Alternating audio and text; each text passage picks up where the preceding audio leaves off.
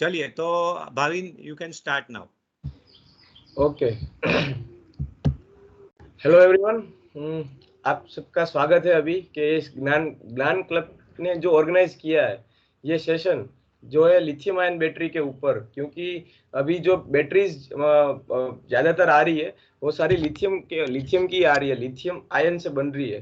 तो वो लिथियम ही क्यों यूज़ हो रहा है बैटरीज के अंदर और उसमें क्या क्या फ्यूचर ऑप्शंस है, यही डिस्कस करने के लिए, क्योंकि आजकल हम लोग इतने ज़्यादा घिरे हुए हैं बाकी सारी चीज़ों से कि हमारा फ्यूचर पे ध्यान नहीं जा रहा है और हम ओपन माइंड से सोच नहीं पा रहे कि अभी क्या करना चाहिए क्या नहीं करना चाहिए। सभी लोग एक ही जगह पे रेस में लगे हुए हैं कि हमको ये करना है वो करना है, ये जॉब लेनी है वो जॉब लेनी है, और जो भी कुछ कोई इंटरेस्टेड है जो करना चाह रहा है लेकिन उनको रास्ता नहीं दिख रहा है और फ्यूचर अपॉर्चुनिटीज नहीं मिल रही है। तो इसी वजह से इसी पर्पज से हमने जो ज्ञान क्लब स्टार्ट किया है आज का, ये जो हर वीकेंड्स में होता है, तो इसमें आपका माइंड अलग ट्रैक पे जाएगा, खुलेगा, ओपन होगा, आपको पता चलेगा अच्छा ऐसा भी हम कर सकते हैं फ्यूचर के अंदर। क्योंकि इतने सारे लोग हो, आपको अगर यही सेशन 1 घंटे का सभी लोग सुनेंगे तो सबको अलग अलग आइडियाज आएंगे कि हम ऐसा ऐसा ऐसा ऐसा कुछ कर सकते हैं। ठीक है, तो आप सब का स्वागत है फिर से एक बार। और आप सब हम सब ये हमारे जो गेस्ट हैं आज के एक्सपर्ट है विशाल सर दोषी सर, जो इलेक्ट्रिकल के HOD head of the department है जीसी भरूच में। ओके, तो hand over to you sir. Thank you Bhavin. और मैं कोई गेस्ट नहीं हूँ, सब अपने ही है ना। यहाँ पे कोई मेहमान नहीं है, सब एक दूसरे से जुड़ा हुआ है, कोई बाहर से नहीं है, पृथ्वी पे ही सब रहते हैं, बाहर का कोई नहीं है, तो सब लोग अपने ही है। तो चलिए मैं शुरू करता हूँ। तो चलिए पहला क्वेश्चन यही है मेरा कि ये टॉपिक में क्यों सिलेक्ट किया। पिछली बार मैंने हाइड्रोजन फ्यूल के बारे में बताया, तो इस बार मैंने ये क्यों बताया, और ये इलेक्ट्रिकल के लिए है, मैकेनिकल के लिए है, ईसी के लिए है, केमिकल के लिए है, किसके लिए है ना, ये सारे मानव जात के लिए है ना। ये जो आज का टॉपिक है वो बहुत इम्पोर्टेंट है और अपने फ्यूचर को, अपनी लाइफस्टाइल को, आने वाली लाइफस्टाइल को बहुत इफेक्ट करने वाली है ना। इसीलिए मैंने ये टॉपिक सिलेक्ट किया। अभी कैसे वो लाइफस्टाइल को इफेक्ट करेगा वो मैं पहले समझा देता हूँ। देखो, इलेक्ट्रिक एनर्जी है ना, इलेक्ट्रिसिटी इलेक्ट्रिसिटी जो डेवलपमेंट ह्यूमन रेस का हुआ, उसमें इंडस्ट्रियलाइजेशन हुआ, उसमें सबसे पहले वाटर और स्टीम को हमने यूज किया। वो फर्स्ट जनरेशन 1G कहा जाता है। फिर इलेक्ट्रिसिटी आ गया तो उसको 2G कहा जाता है। फिर आ गया कंप्यूटर तो उसको 3G, और आज आ गया आर्टिफिशियल इंटेलिजेंस, IoT, रोबोट, तो उसको 4G कहा जाता है। तो ये फोर्थ जनरेशन चल रहा है ना। लेकिन जो इलेक्ट्रिसिटी वाली टू जी थी है ना, सेकंड जनरेशन थी, उसका हम एक्सपांसन देखें तो आज भी हम कह सकते हैं कि पूरा एक्सपांसन अभी भी नहीं हो पाया है ना। अभी भी हम देखते हैं कि most of the vehicles are with the hydrocarbon fuel है ना। Most of the power generation आज की तारीख में इंडिया में 80% power generation is with the coal है ना। It's the coal fired power station. तो देखो आज की तारीख, और उसका क्या परिणाम है हम देख ही पाते हैं है ना। एनवायरमेंट को तो बहुत बहुत नुकसान है ही है ना। लेकिन मेरी लाइफस्टाइल में भी वो एनवायरमेंट तो एक इफेक्ट करता ही है। लेकिन मेरे पास जो व्हीकल है ना, मेरे पास बाहर जो कार पड़ी हुई है उसमें क्या फर्क पड़ेगा, मेरे पास जो स्कूटर पड़ा हुआ है उसमें क्या फर्क पड़ेगा। पहली बात ये समझ लो कि जब इलेक्ट्रॉन है ना, एक तरफ फ्यूल है एक तरफ इलेक्ट्रॉन है, इलेक्ट्रॉन ही फ्यूल है। जैसे एक टंकी में मैं पेट्रोल भर देता हूं, वैसे ही एक टंकी के अंदर मैं इलेक्ट्रॉन भर देता हूं है ना। तो इलेक्ट्रॉन भरता हूं तो वो बैटरी हो जाती है, पेट्रोल भरता हूं तो वो टंकी हो जाती है ना। तो ये भी फ्यूल की एक टैंक ही है। लेकिन वो क्या फर्क पड़ेगा उससे, उससे फर्क ये पड़ेगा कि जब मैं फ्यूल को यूज करता हूं तो मुझे एक तरह का इंजन का यूज करना पड़ता है। जो इंजन कभी भी रोटरी मोशन पैदा नहीं कर सकता है, लीनियर मोशन पैदा करता है, और उसके बाद में मुझे मैकेनिज्म लगा के उसको रोटरी मोशन में कन्वर्ट करना पड़ता है। पहली बात तो ये। जबकि मेरे पास इलेक्ट्रॉन भरा हुआ है, कोई बैग इलेक्ट्रॉन भरा हुआ मेरे पास टंकी है, यानी कि बैटरी है, तो उससे मैं क्या कर सकता हूं कि डायरेक्टली रोटरी मोशन पैदा कर सकता हूं। दूसरा, इलेक्ट्रॉन की स्पीड, है ना, यानी electrical speed and mechanical speed. तो मैकेनिकल स्पीड का एक लिमिटेशन है, इलेक्ट्रिकल स्पीड दो तरह की होती है। एक तो इलेक्ट्रॉन की खुद की स्पीड, यानी लाइट की स्पीड है, और दूसरी स्पीड जो इलेक्ट्रॉन है ऑसिलेट होता है एक एक्सिस के ऊपर, है ना, प्लस माइनस, यानी कि जो साइकिल्स उसके आवर्तन होते हैं वो उसकी दूसरी स्पीड, वो 50 हर्ट्ज भी हो सकता है, 70 हर्ट्ज भी हो सकता है, 80 भी हो सकता है, 1000 भी हो सकता है। और इलेक्ट्रोमैग्नेटिक वेव्स हम जानते हैं कि उसमें गीगाहर्ट्ज भी फ्रीक्वेंसी होती है। यानी कि मेरी इलेक्ट्रिसिटी वो बहुत ही स्पीड से काम कर सकती है, जबकि मेरा जो फ्यूल है, जो कि फ्लूइड है, उसको हैंडल करना, और सपोज एक आदमी सामने आ जाता है ना, मेरी ड्राइवरलेस कार है, एक आदमी सामने आ जाता है और मेरी पेट्रोल वाली गाड़ी है, तो उसको मैं कंट्रोल नहीं कर पाऊंगा। तो ड्राइवरलेस कार बन ही नहीं पाएगी ये पेट्रोल वाली, उसमें इलेक्ट्रिक कार ही चाहिए। यानी जो कोई भी चीज आज की तारीख में इलेक्ट्रिसिटी पे यूज नहीं हो रही है, वो सारी की सारी चीजें इलेक्ट्रिसिटी पे आने वाली है फ्यूचर में, और वो भी मोबिलिटी के साथ। समझ लो ये बात, है ना। आज मेरे पास एसी है, लगा हुआ है, कल मेरे पास एसी ऐसा आएगा कि एक रूम में से दूसरे रूम में मैं उसको ट्रांसफर कर पाऊं। मैं जब ऑफिस में जाऊं तो भी वो एसी को लेके जाऊं, ऐसा एसी आएगा। जो कोई भी चीज आज इलेक्ट्रिसिटी से प्लग से कनेक्टेड है, वो सारी चीजें मोबाइल होने वाली है ना। अब उसको मोबाइल करने के लिए मेरे पास एक टेक्नोलॉजी ऐसी चाहिए जिसमें मैं इलेक्ट्रॉन को भर पाऊं। जैसे पेट्रोल को मैं भर देता हूं टंकी में, वैसे मैं इलेक्ट्रॉन को भर पाऊं। तो जो वो डिवाइस है उसको मैं बैटरी बोलता हूं, है ना। बैटरी बोलता हूं, इलेक्ट्रिक बैटरी बोलता हूं, जिसमें मैं फ्यूल को यानी कि इलेक्ट्रॉन को भर पाऊं। और सबसे बड़ा प्रॉब्लम आज मानव जात यही फील कर रही है, यही फेस कर रही है कि इलेक्ट्रिसिटी को स्टोर कैसे किया जाए, है ना। पेट्रोल को निकाल लो और बड़ी से बड़ी टंकी बना लो, लेकिन हाँ, ये बैटरी के अंदर एक टेक्नोलॉजी हमें डालनी पड़ती है, तब जाके उसमें इलेक्ट्रॉन स्टोर हो पाते हैं, है ना। वरना इलेक्ट्रॉन स्टोर नहीं होते, क्योंकि इलेक्ट्रॉन हमें दिखाई भी नहीं देते, है ना। इलेक्ट्रॉन हमने कभी अपनी ये चर्म चक्षु से देखा भी नहीं है, लेकिन जो भी प्रभाव आ रहा है इलेक्ट्रॉन का, वो प्रभाव को हम फील कर सकते हैं, है ना। उस प्रभाव से पूरी दुनिया को चला सकते हैं। यहां से इलेक्ट्रॉन का प्रभाव पैदा किया, एक पावर स्टेशन में इलेक्ट्रॉन का प्रभाव पैदा किया, और उसको मैंने बाजू के स्टेट में भी ट्रांसफर कर सकता हूं, है ना। लेकिन उसका एक प्रॉब्लम यही है कि जब इलेक्ट्रिसिटी में पैदा करता हूं, जब मैं प्रभाव पैदा करता हूं, वही टाइम पे वो प्रभाव को यूज कर लेना पड़ता है। वो प्रभाव को, इलेक्ट्रॉन के प्रभाव को मैं स्टोर नहीं कर पा रहा हूं। सबसे बड़ा प्रॉब्लम मेरा ये है।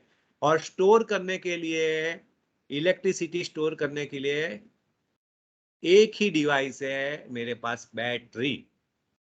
अब बैटरी की बात आती है तो बैटरी की बड़ी हिस्ट्री है ना। ये बैटरी यानी कहाँ से आ गई, है ना। देखो, आप हिस्ट्री देखोगे तो वोल्टा, है ना, एक वोल्ट नाम का आदमी था, उसने क्या किया, दो मेटल को सिर्फ वायर से कनेक्ट कर दिया, है ना। यानी कॉपर है मेरे पास, जिंक है, दोनों मेटल को मैंने एक वायर से कनेक्ट कर दिया, और बीच में मैंने मीटर रख दिया, तो वो मीटर डिफ्लेक्ट हो गया। एक टाइम पे वो डिफ्लेक्ट हो गया। अभी मेरे पास एक बच्चा आया था, वो बोल रहा था कि सर, मैं जमीन पे और मेरे पेड़ पे दोनों के बीच में मल्टीमीटर लगाता हूं तो मुझे 2 वोल्ट मिलता है ना। तो ये कुछ ऐसा ही था कि दोनों मेटल के बीच में, है, एक मीटर रखा, ए मीटर रखा, गैल्वेनोमीटर रखा, तो गैल्वेनोमीटर डिफ्लेक्ट हो गया। यानी कुछ दोनों मेटल के ऊपर कुछ पोटेंशियल डिफरेंस है, वो पता चला, है ना। बाद में तो बीच में एक पानी रख के ये कनेक्ट किया, पानी से एक पानी रखा और दोनों मेटल उसमें रख दिया, है ना, तो भी गैल्वेनोमीटर ने उसमें भी डिफ्लेक्शन दिया। उस तरीके से ये हिस्ट्री चालू हुई, है ना। चालू होते होते अब लिथियम आयन पे आ गई, है ना। लिथियम आयन ION है, IRON नहीं है। यानी लिथियम के साथ लोहा नहीं जुड़ा हुआ है। ये बैटरी में मोस्टली सब क्या समझते हैं, लिथियम आयरन समझते हैं, लेकिन ये लिथियम आयरन नहीं है, लिथियम आयन है। यानी कि लिथियम Li+ है ना। लिथियम आयन मीन्स Li+, है ना, LiFe नहीं है। तो ये बात ध्यान रखना है। तो अब ये ट्रैवल होते होते होते ये लिथियम तक आ गया। ऐसा नहीं है कि आज की तारीख में ही लिथियम है, लिथियम वाली बैटरी सालों से बन रही है ना। लेकिन पहले वो फ्यूल सेल हाइड्रोजन वाले और ये लिथियम बैटरी, है ना, दोनों ये स्पेस टेक्नोलॉजी के लिए यूज होते थे, लेकिन अब वो कॉमर्शियल व्हीकल में भी आने लगी है। तो पहला क्वेश्चन ये बनता है कि लिथियम ही क्यों, है ना, और कुछ क्यों नहीं। और ये लिथियम पे अभी मैं काम करूंगा, तो आगे जाके फिर लिथियम के बाद और कुछ आ जाएगा, तो फिर मेरा नॉलेज बेकार, 10 साल के बाद और कुछ नया। लेकिन ऐसा नहीं है, है ना। लिथियम एक ऐसी चीज है कि जिससे बेटर कोई एलिमेंट है ही नहीं स्टोरेज करने के लिए, है ना। Lithium is a natural choice, है ना। क्यों लिथियम नेचुरल चॉइस है वो मैं अभी बताता हूं आपको, है ना। अभी लिथियम का आप इलेक्ट्रॉन देखें कि कितने इलेक्ट्रॉन है ना। लिथियम के अंदर 3 इलेक्ट्रॉन है और 3 प्रोटॉन है ना, और 3 न्यूट्रॉन है। अब उसमें क्या हो रहा है कि 2 इलेक्ट्रॉन पहली कक्षा में बाउंड है, बंद है, लॉक्ड है, लेकिन बाकी का 1 इलेक्ट्रॉन जो छूटा, जो सबसे बाहर की कक्षा में है, वो इतना लूजली अटैच है ना। इसको इलेक्ट्रोकेमिकल पोटेंशियल बोलते हैं, जिस जो लिथियम का हाईएस्ट है 3.2 वोल्टेज की तरह है।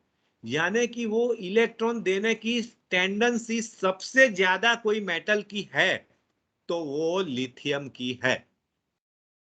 3 नंबर पे आता है पीरियोडिक टेबल में वो। तो लिथियम की इलेक्ट्रॉन देने की टेंडेंसी सबसे ज्यादा है। जो भी कोई 118 एलिमेंट है उसकी मैं बात कर रहा हूं, है ना। और दूसरा, बैटरी के अंदर जो चाहिए वो मेटल भी होना चाहिए, है ना। तो लिथियम मेटल भी है, यानी कि सॉलिड ही है। ऐसा नहीं कि वो गैस के फॉर्म में है। अगर हाइड्रोजन की बात करें तो हाइड्रोजन भी है कि इलेक्ट्रॉन देना ही चाहता है वो भी, लेकिन हाइड्रोजन के केस में प्रॉब्लम यह है कि वो गैस स्वरूप में है, तो बैटरी में वो यूज नहीं हो पाएगा। लेकिन लिथियम एक सबसे लाइटेस्ट मेटल है ना, और उसमें 1 इलेक्ट्रॉन देने की टेंडेंसी है, यानी कि, और वो टेंडेंसी बाकी सब मेटल से बहुत ज्यादा है। सबसे ज्यादा इलेक्ट्रॉन लेने की टेंडेंसी फ्लोरीन की है और दूसरा ऑक्सीजन की है ना। अपनी पृथ्वी पे, यानी कि अभी तो पूरे ब्रह्मांड में 118 से ज्यादा एलिमेंट है नहीं, और ऐसा बोला जाता है कि 121 ही हो सकते हैं पूरे ब्रह्मांड में।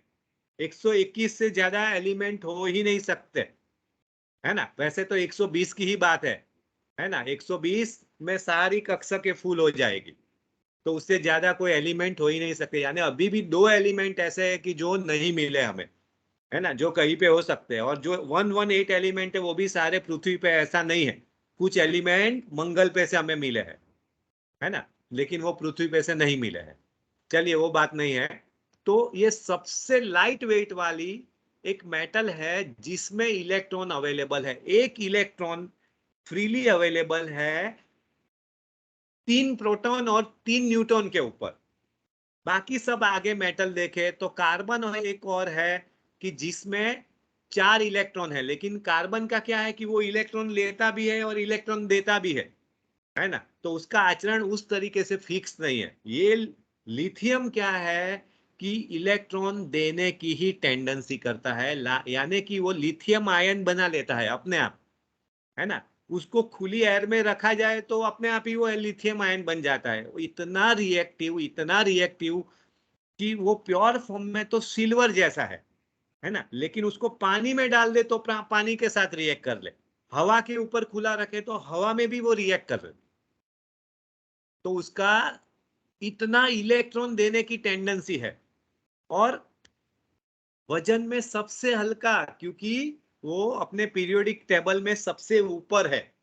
है ना। हाइड्रोजन के बाद हीलियम है, हीलियम तो इनर्ट है, पूरा पैक्ड है, लॉक है, उसको तो इनर्ट गैस है, उसके साथ कुछ किया नहीं जा सकता, और वो भी गैस ही है। लेकिन सबसे पहली मेटल, है ना, अपने पीरियोडिक टेबल जो है उसमें सबसे पहली मेटल कोई है तो वो लिथियम है, और उसका इलेक्ट्रोकेमिकल पोटेंशियल भी 102 है, अरे सॉरी 3.2 है, यानी सबसे ज्यादा, है ना, सबसे टॉप पे है। यानी उसकी इलेक्ट्रॉन देने की टेंडेंसी एकदम ज्यादा है। तो और उसके साथ वेट भी बहुत कम है। अभी वेट कम है तो उसका क्या फायदा है कि आप लीड बैटरी, है ना, लीड एसिड बैटरी और ये लिथियम आयन बैटरी की कंपेयर करें तो देखो, मेरे मोबाइल के अंदर जो बैटरी है ना, वो 5000 मिली एम्पियर आवर की है, और मेरे बाइक के अंदर जो बैटरी है वो 5 मिली एम्पियर की है 5 एम्पियर आवर की है, सॉरी। मेरे बाइक के अंदर जो बैटरी है वो 5 एम्पियर आवर की है, और मेरे मोबाइल के अंदर जो बैटरी है वो 5000 मिली एम्पियर आवर की है। तो दोनों में क्या फर्क बताओ मुझे, आप बोलो। चलिए आपको क्वेश्चन पूछता हूँ, सबको ऑन कर देना बेटे, भाविन सबको ऑन कर देना, है ना, यानी यस वो इंटरेक्ट कर दे, कर पाए। Okay sir. आप मुझे या तो आप अपना फिंगर भी, आपका हैंड भी रेज कर सकते हैं। मेरा क्वेश्चन क्या है कि 5000 मिली एम्पियर आवर और 5 एम्पियर आवर, है ना, दोनों में क्या फर्क है। एम्पियर आवर Sir, वाली बात भी मैं आपको समझाऊंगा। hello. बताओ कोई है Hello, sir. वहां पे, यस बताओ। Sir, I would like to speak, sir. हाँ हाँ बताओ, अपना हैंड रेज करो, कर सकते हो, वरना आप अपना माइक ऑन करके बोलने लगो, चलेगा। Okay, sir. 5 milliampere per hour gives a नहीं 5 मिली एम्पियर आवर नहीं बोला मैंने, 5 एम्पियर आवर बोला, और 5000 मिली एम्पियर आवर बोला। uh, मेरे मोबाइल के अंदर 5000 मिली एम्पियर आवर वाली है, और मेरे बाइक के अंदर 5 एम्पियर आवर वाली बैटरी है। दोनों के बीच में क्या फर्क है। shouldn't it be same, sir? Due to rating उसका its सेम ही हुआ, 5000 मिली एम्पियर आवर, यानी कि 5 एम्पियर आवर।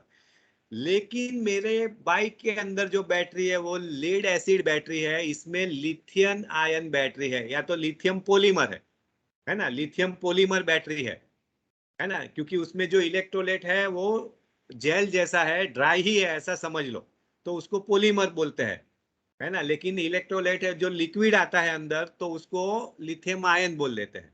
तो दोनों का रेटिंग सेम है, लेकिन उसकी साइज कहीं ज्यादा है। ये इतने एक स्क्वायर पैकेट में आती है, और वो पूरा उसका वेट है वो 1 kg के भी ऊपर वेट है। मेरे बाइक में जो है, इसमें जो वेट है वो कुछ ग्राम में है। वो लीड बैटरी है, ये लिथियम आयन बैटरी है। आप समझ सकते हैं कि कितना बड़ा फर्क है, कितना बड़ा फर्क है। वो बैटरी की कॉस्ट 1000 की है ना, इस बैटरी की कॉस्ट भी आप देखो, है ना, इस बैटरी की कॉस्ट भी 1000 के आसपास ही, आप बाहर लेने जाएंगे ना ओरिजिनल तो इतना ही पड़ेगा, है ना। आप ही सोचो कि कॉस्ट इतनी ज्यादा नहीं है ना, फिर भी कॉस्ट ज्यादा है लिथियम आयन की। वैसे देखा जाए तो लीड एसिड से पहली कॉस्ट जो आप खरीद के टाइम पे देते हैं ना, तो उसमें आपको ऐसा लगता है कि यार ये बैटरी 5000 की है और ये 8000 की आ गई लिथियम वाली। लेकिन वो खरीदते वक्त ऐसा लगता है। पहला तो फायदा ये है कि उसका वेट बहुत कम है और साइज बहुत कम है। लिथियम वाले बैटरी का वेट बहुत कम है और साइज बहुत कम है। क्यों, वो मैंने बता दिया आपको। क्योंकि लिथियम अपने आप में एक इलेक्ट्रॉन के सामने उसके अंदर 6 ही भार वाले अंश है। भार वाला अंश यानी प्रोटॉन प्लस न्यूट्रॉन। वो भार जिस पे वजन है, जिसका वेट है, इलेक्ट्रॉन का कोई वेट नहीं होता, निग्लिजिबल वेट है। प्रोटॉन और न्यूट्रॉन के सामने इलेक्ट्रॉन का वेट निग्लिजिबल है ना। तो जो वजन है वो न्यूक्लियस का अंदर का है, उसके बाजू में इलेक्ट्रॉन है, उसका कोई वजन नहीं है। तो एक इलेक्ट्रॉन मेरे को 6 अंश के ऊपर मिल जाता है, और बाकी की मेटल में ये कंडीशन नहीं है। और बाकी की मेटल में इलेक्ट्रॉन देने की इतनी टेंडेंसी भी नहीं थी। तो ये सबसे लाइटेस्ट मेटल है, तो वो नेचुरल बेनिफिट है, उससे लाइटर कोई है ही नहीं। तो इसका मीनिंग ये है कि कोई एलिमेंट 118 से ज्यादा मिला ही नहीं है, और अभी जो मिला है मिलेगा तो 119 और 120 वाला तो बहुत भारी होगा, क्योंकि उसमें 119 प्रोटॉन होंगे और न्यूट्रॉन तो उससे भी ज्यादा होंगे। तो यानी कोई पॉसिबिलिटी नहीं है कि लिथियम की कोई compete कर सके। लिथियम की कोई compete हो ही नहीं सकती वजन के बारे में और एनर्जी स्टोरेज कैपेसिटी के बारे में, है ना। तो लिथियम का जो एनर्जी स्टोरेज कैपेसिटी है वो भी 150 से भी ज्यादा वॉट पर केजी है, और ये अपनी लीड वाली बैटरी तो 10-20 वॉट ऐसा समझ लो, बहुत कम है। लीड वाली बैटरी का तो बहुत ही कम है। हाँ बोलो तोमर, कुछ बोलना है आपको?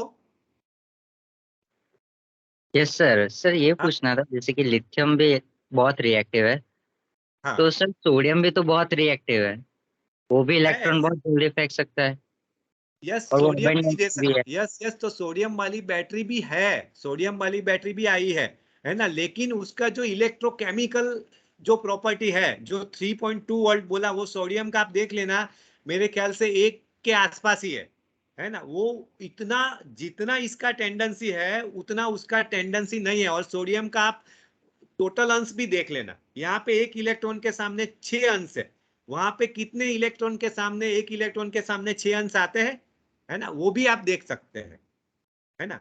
बाकी सोडियम तो इजीली अवेलेबल है ना। लिथियम का तो प्रॉब्लम है कि वो कॉस्टली भी है, क्योंकि वो एक ट्राइंगल है, चिली है ना, चिली ब्राजील वो सब में ही वो ज्यादा मिलता है ना। चिली के तरफ जो ट्राइंगल है ना, अर्जेंटीना चिली वाला, उसमें ज्यादा है, चीन में ज्यादा है, ऑस्ट्रेलिया में ज्यादा है, इंडिया में तो लिथियम अभी है ही नहीं, है ना। तो ये सोडियम वाला एक तो इलेक्ट्रोकेमिकल पोटेंशियल वाला है, दूसरा आप देख लेना कि 1 के सामने 6 है यहाँ पे, है ना। यानी कि वो लाइटर, उसमें डेंसिटी सबसे ज्यादा है। सोडियम की भी डेंसिटी देख ली गई है, उससे भी ज्यादा डेंसिटी, पावर की डेंसिटी कहाँ पे है? ये लिथियम बैटरी में है। यानी लिथियम के अंदर आप और ज्यादा कैसा क्या कर पाए वही देखना पड़ेगा। अब लिथियम की कंपीट में कोई और एलिमेंट आ जाए तो वो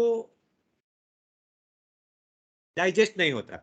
हाँ, लिथियम की कंपीट में एक और चीज आ सकती है, वो है फ्यूल सेल, है ना। जो हाइड्रोजन वाला फ्यूल सेल है, जिसमें, है ना, जिसमें कोई स्टोरेज नहीं है, लेकिन आप हाइड्रोजन और ऑक्सीजन को बाहर से इंजेक्ट करते हैं, है ना, फ्यूल टंकी बना लेते हैं, एक फ्यूल सेल है, फ्यूल टंकी, और उसको जोड़ लेते हैं, एक टंकी में से हाइड्रोजन जाता है, एक टंकी में से ऑक्सीजन जाता है। तो वो fuel cell directly chemical hydrogen energy, hydrogen को डायरेक्टली वो कन्वर्ट करता है इलेक्ट्रिसिटी में। देखो इलेक्ट्रिसिटी कन्वर्जन के अपने पास कितने तरीके हैं? अभी 3 ही तरीके हैं पूरी मानव जात के पास केमिकल एनर्जी में से इलेक्ट्रिक एनर्जी में कन्वर्ट करने के लिए, या तो कोई और चीज से इलेक्ट्रिसिटी में कन्वर्ट करने के लिए 3 ही मेथड है। पहली मेथड है मैकेनिकल से इलेक्ट्रिकल में कन्वर्ट करो, दूसरी मेथड है फोटोन से डायरेक्टली इलेक्ट्रिसिटी में कन्वर्ट करो, वो सोलर एनर्जी, और तीसरी मेथड ये फ्यूल सेल वाली है, जिसमें केमिकल एनर्जी से डायरेक्टली इलेक्ट्रिसिटी में कन्वर्ट करते हैं। तो, है ना, विदाउट स्टेज, है ना। देखो ये फिर मैकेनिकल पावर कहाँ से आया? तो वो आएगा कोल से आ सकता है, या तो फिर वो पोटेंशियल वो, है ना, वो पानी से भी आ सकता है, वो सब आप बता सकते हैं, लेकिन मैं डायरेक्ट कन्वर्जन की बात कर रहा हूँ। तो डायरेक्टली लास्ट स्टेज की बात कर रहा हूँ। 3 ही मेथड अभी मानव जात के पास है। एक मेथड है मैकेनिकल में से इलेक्ट्रिकल में, जो जनरेटर है अपना। दूसरा मेथड क्या है? ये सोलर पैनल वाली, कि ऊपर से फोटोन आता है और वो फोटोन इलेक्ट्रॉन को धक्का दे देता है ना, तो इलेक्ट्रिसिटी आ गई। तीसरी मेथड ये फ्यूल सेल वाली है, कि जिसमें आप फ्यूल ऐड करो और उसमें अंदर कोई स्टेज नहीं है, डायरेक्टली वो भी इलेक्ट्रिसिटी दे देती है ना। तो ये 3 ही मेथड अभी तक मुझे भी पता है ना। तो उसमें से एक, यानी कि ये लिथियम का कंपीट करने वाला एक और हाइड्रोजन सेल ही है। अब हाइड्रोजन के ऊपर भी बहुत सारी रिसर्च का चल ही रही है। और एक चीज जो इलॉन मस्क ने बोला कि that is not a fuel cell but a fool cell, उसने तो ऐसा बोला, लेकिन वो भी गलत है ना। क्योंकि इलॉन मस्क ने क्या बोला, फ्यूल सेल को फुल सेल बोल दिया कि वो नहीं हो पाएगा, है ना। मैंने देख लिया है अपने तरीके से, तो उसने तो सारा अपना ताकत, सारा पैसा ये लिथियम वाली बैटरी पे ही लगा दिया है। जो लिथियम बैटरी की कॉस्ट आज से, है ना, 2019 में पर किलोवाट आवर की कॉस्ट करीब करीब $150 से भी ज्यादा थी, वो आज की तारीख में इलॉन मस्क ने $100 से भी कम में ला दी है। 1 किलोवाट आवर, है ना, 1 किलोवाट आवर एनर्जी का। अब मेरे को ये क्वेश्चन, आपको ये क्वेश्चन है कि 1 kilowatt hour is equals how many ampere hours. ये मैंने रिटर्न टेस्ट में भी फेस किया है ना, जो रिटर्न टेस्ट इंडस्ट्री वाले लेते हैं ना, उसमें ये क्वेश्चन मैंने देखा है। 1 kilowatt hour is equals how many ampere hour. अभी ये आ ही गया है तो मैं पूछ लेता हूँ, क्योंकि देखो आप बैटरी के ऊपर देखेंगे तो एम्पियर आवर में है, और लोग बातें करते हैं रिसर्च वाले तो वो किलोवाट आवर में ही बात करते हैं, है ना, कि बैटरी की कॉस्ट 1 किलोवाट आवर की कितनी भाई, है ना, तो लीड वाली है तो इतनी, लिथियम वाली है तो इतनी। तो फिर आपको कंफ्यूजन होगा कि यार इसके ऊपर किलोवाट आवर तो लिखा नहीं है बैटरी के ऊपर, और मैं जब मार्केट में जाता हूँ मैं एम्पियर आवर ही बोलता हूँ, तो ये क्या मसला है। तो एम्पियर आवर का मीनिंग क्या है, पहले वो समझाओ। किलोवाट आवर का मीनिंग क्या है, बाद में ये दोनों कैसे क्लब होता है। देखो अंदर की केमिस्ट्री पे मैं बहुत नहीं जा रहा हूँ, है ना, हालांकि उसमें भी थोड़ा मैं बता दूंगा आपको अंदर की, क्योंकि मैंने सेल अपना ओपन भी किया है ना, तो अंदर का जो इलेक्ट्रॉन है वो सब बारे में भी मैं थोड़ा बात करने वाला हूँ, है ना। तो चलिए फटाफट मुझे ये बताइए, 1 किलोवाट आवर इज इक्वल्स कितना एम्पियर आवर है। बहुत ही प्रैक्टिकल क्वेश्चन है, और ये कोई भी इंजीनियरिंग में पूछा जा सकता है, chemical, electrical, EC, mechanical, civil, कोई में भी पूछा जा सकता है ये क्वेश्चन।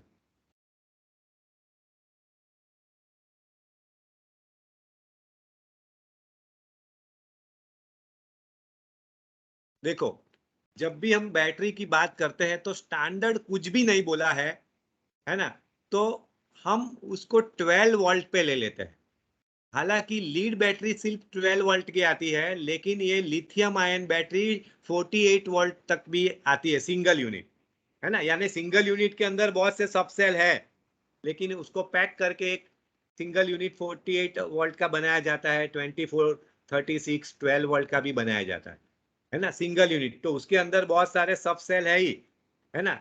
या तो सेल आता है सिलिंड्रिकल, या तो अपने ये बैटरी जैसा आता है ना, जैसे वो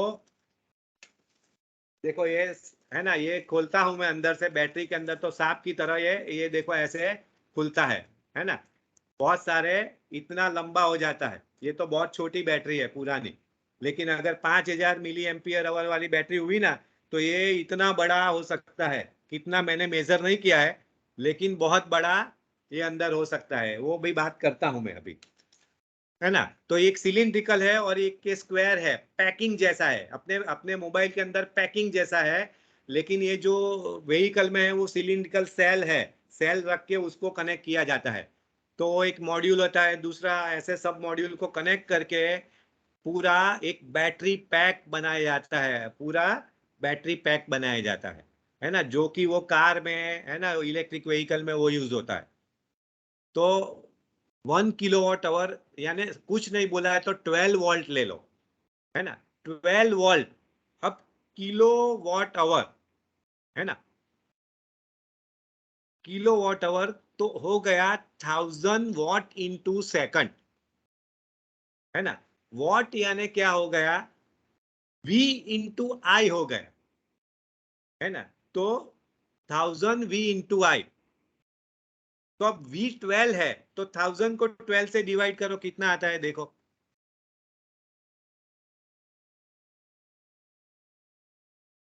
1 किलोवाट आवर है, हाँ 83.33। हाँ, तो 1 किलोवाट आवर यानी कि 1000 वॉट आवर, यानी कि 1000 voltage into current into hour, divided by ये 12 लगा दिया मैंने, 12 वोल्ट, तो 83.3 यानी एम्पियर, और आवर तो है यानी 83.3 एम्पियर आवर। यानी कि 1 किलोवाट आवर यानी कि 83.3 एम्पियर आवर वाली बैटरी। इसका सीधा मीनिंग ये है, ये हमेशा ये फिगर याद रखना। 1 किलोवाट आवर यानी 83.3 एम्पियर आवर वाली बैटरी। 83 एम्पियर आवर का सीधा मीनिंग बताऊं तो उसका मीनिंग यह है कि 1 घंटे तक 83 एम्पियर वाला लोड लगा के रखता हूं मैं, तो वो 1 घंटे तक चलेगी। थियोरिटिकली, ये थियोरिटिकली है ना। लेकिन 83 एम्पियर इतना बड़ा लोड आपने एक ही घंटे में लिया तो वो नहीं चलेगा। लेकिन 83.3 आवर तक 1 एम्पियर का लोड लोगे तो वो मैक्सिमम आउटपुट देगा। समझ में आ रहा है मैं क्या बोल रहा हूं?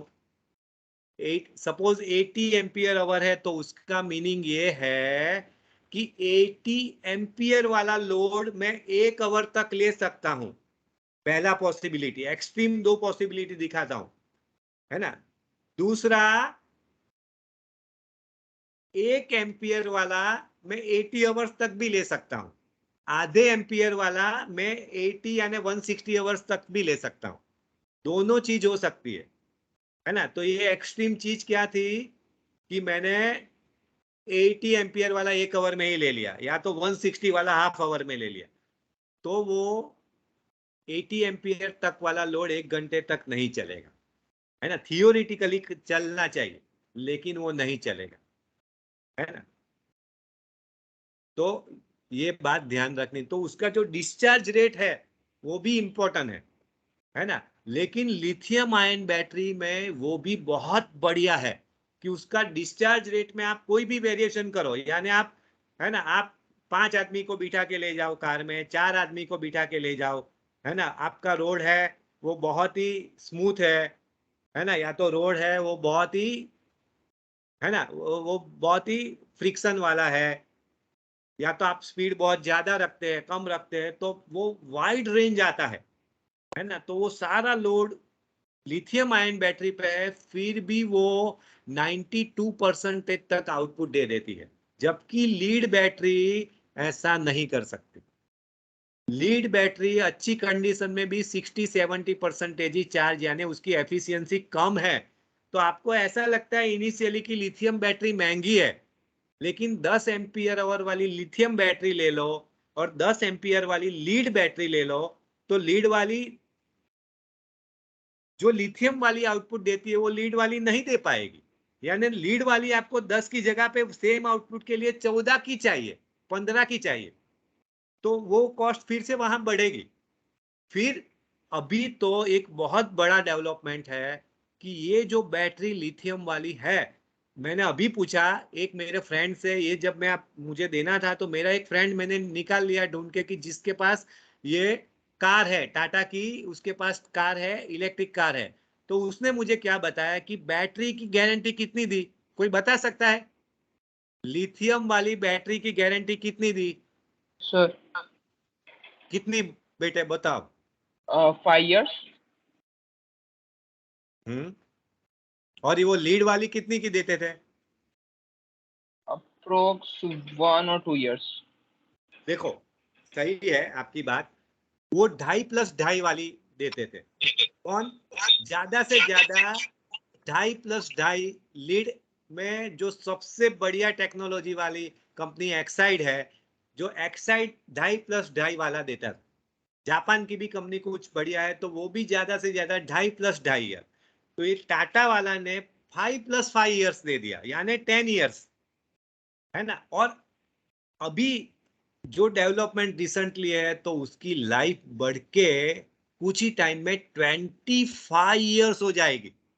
लिथियम की बैटरी अपने डेवलपमेंट के स्टेज में है, जबकि लीड की बैटरी का डेवलपमेंट स्टेज पूरा हो चुका है। जो करना था सारा हम कर चुके हैं, उसके उसके बाद में 5 ईयर्स है। ये तो अभी शुरुआत ही है, और 10 साल तो अभी से मिल गए हैं, और आगे जाके ये 25 साल तक, यानी कि एक बार आप बैटरी ले लो, आप 25 साल, यानी कि लाइफ लॉन्ग, 25 साल से पहले तो आपका जो गाड़ी है वो ही, है ना, गाड़ी में देखो ये आईसी इंजन वाली गाड़ी 5-10 साल में बदल लेनी पड़ती है। ये गाड़ी में पॉल्यूशन का प्रॉब्लम ही नहीं। ये गाड़ी आपको 25 साल तक एक ही गाड़ी चलेगी तो चलाओ, बाकी आप अपने आप ही बदल लेंगे।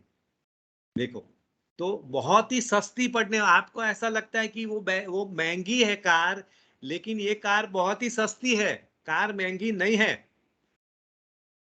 ना, बहुत सस्ती है। क्योंकि और दूसरा, 2 कार पड़ी हुई है ना। एक कार है पेट्रोल वाली है, एक कार बैटरी वाली है। तो देखो, वो बैटरी वाली कार के अंदर खोल के देखोगे तो कुछ है ही नहीं अंदर। हाँ, अंदर मुश्किल से 25 चीज है, और ये पेट्रोल वाली कार में 1,000 से ज्यादा चीजें पड़ी हुई है। 1,000 से ज्यादा चीजें पड़ी हुई है ना। और वो उसकी एज होती है ना, उसके बाद में वो चले जाए। यहाँ भी एज होती है बैटरी की, लेकिन वो 25 साल तक। वहां पे जो इंजन है उसका 25 साल का एज नहीं है ना। वो इंजन है, यहाँ पे कोई भी स्पीड से वो चलेगा। कोई भी स्पीड से, स्पीड की देखो, मोटर है मेरे पास, किसी का इको आ रहा है ना, किसी का इको आ रहा है। हाँ, ये जो बैटरी से चलने वाली मोटर है व्हीकल में, वो इंडक्शन मोटर है ना। 3 मोटर यूज कर सकते हैं हम। इंडक्शन मोटर यूज करते हैं, डीसी मोटर भी और सिंक्रोनस मोटर भी। लेकिन अब डीसी मोटर, बैटरी डीसी देती है और इंडक्शन मोटर एसी यूज करता है, फिर भी हम इंडक्शन मोटर यूज करते हैं, है ना, डीसी में से एसी में कन्वर्ट करके। क्योंकि उसके बहुत से रीजन है, वो अभी मैं नहीं जाऊंगा, क्योंकि वो पूरा इलेक्ट्रिकल इंजीनियरिंग पे बाद में चला जाएगा, तो आप उसमें बोर हो जाएंगे। लेकिन वो मोटर है, उसमें एक फैसिलिटी इतनी बढ़िया है कि जब भी आप एक्सीलरेटर उठा लेते हैं, यानी कि स्पीड रिड्यूस करते हैं, है ना। अब स्पीड रिड्यूस हो गई, है ना। ब्रेक लगाने का पहला तरीका क्या है? स्पीड रिड्यूस करो। दूसरा तरीका है ब्रेक लगा दो। तो यहाँ पे दोनों इलेक्ट्रिकली कर रहे हैं। जब एक्सीलरेटर हम लेते हैं, तब व्हील की जो एनर्जी है ना, वो एनर्जी बैटरी के अंदर वापस हम भेज देते हैं। देखो कितनी बड़ी बात हो गई, है ना। ब्रेक लगाओ, जो एनर्जी है वो पूरा बैटरी के अंदर वापस, है ना। मोटर ही जनरेटर बन जाता है। देखो बहुत बड़ी बात है। और वो जनरेटर बन के इलेक्ट्रिसिटी, वो मोटर को, बैटरी को चार्ज करने लगता है। ये तो कंबस्टन इंजन में हो ही नहीं सकता। आपको वो एनर्जी गई, कुछ मेथड बनाई है वॉल्वो वो सबने, लेकिन वो सारी मैकेनिकल ही है, तो उसमें कुछ ज्यादा दम नहीं है। तो आप सोच ही नहीं सकते, है ना, इतना ज्यादा कंट्रोलेबिलिटी। क्योंकि इलेक्ट्रॉन को कंट्रोल करना है ना, तो इलेक्ट्रॉनिक्स वाले को बहुत काम करना पड़ेगा। पूरा डिवाइस है, कार अपने आप में मैकेनिकल है, तो वो मैकेनिकल वाले का भी बहुत काम है। क्योंकि मोटर के बाद व्हील के साथ जो कनेक्ट करते हैं वो सारा गियर ट्रेन है ना। तो गियर ट्रेन से वो बहुत ही सोफिस्टिकेटेड बनाना पड़ता है, पूरा मैकेनिकल का काम। और वो मोटर है, कार है, वो अपने आप सॉफ्टवेयर से चलने वाली है, तो वो आईटी वाले का काम। वो बैटरी का काम है, वो केमिकल वाले का काम। देखो पूरा जो इकोसिस्टम है, वो उसमें सारे के सारे इंजीनियर्स चाहिए मेरे, है ना। सारे के सारे इंजीनियर्स चाहिए। सबसे पहला काम क्या करना है कि ये बैटरी है, बैटरी में देखो लिथियम का, लिथियम आता है ना। एक, 2 इलेक्ट्रोड है, एक इलेक्ट्रोड है लिथियम वाला है, दूसरा पे कार्बन है। कार्बन यानी कि ग्रेफाइट, है ना। कार्बन 2 है, एक ग्रेफाइट वाला और दूसरा डायमंड। दोनों सेम ही फॉर्मूला है ना, लेकिन दोनों का अंदर का स्ट्रक्चर अलग है। तो एक ग्रेफाइट वाला है और एक लिथियम वाला। लेकिन लिथियम वाला कभी, लिथियम प्योर लिथियम अकेला है तो वो एयर से रिएक्ट कर जाएगा, क्योंकि इलेक्ट्रॉन देने का उसका इतना टेंडेंसी है, इतना टेंडेंसी है कि किसी के साथ भी वो जुड़ जाता है ना। उसके साथ, उसको जुड़ने की बहुत बड़ी ताकत है उसके साथ, उसके पास, है ना। इंसान किसी से जुड़ नहीं पाता, लेकिन ये लिथियम के पास बहुत बड़ी ताकत है किसी के साथ भी जुड़ लेने की। तो उसको मेटल के फॉर्म में ही रखा जाता है, यानी लिथियम के साथ कोबाल्ट रहता है। Lithium cobalt oxide metal oxide के साथ लेता है। लिथियम कोबाल्ट और ऑक्सीजन तीनों मिलके एक इलेक्ट्रोड बनता है। और दूसरा इलेक्ट्रोड है वो प्योर ग्रेफाइट का है, लेकिन लिथियम यहाँ से वहां जाता है ना। लिथियम के साथ जब भी हम वोल्टेज देते हैं तो उसका इलेक्ट्रॉन अलग हो जाता है, लिथियम आयन अलग हो जाता है ना। बीच में इलेक्ट्रोलाइट रखते हैं तो उसमें से आयन निकल के डायरेक्टली जाता है और इलेक्ट्रॉन बाहर के वायर में से जाता है और सामने ग्रेफाइट के ऊपर डिपॉजिट होता है।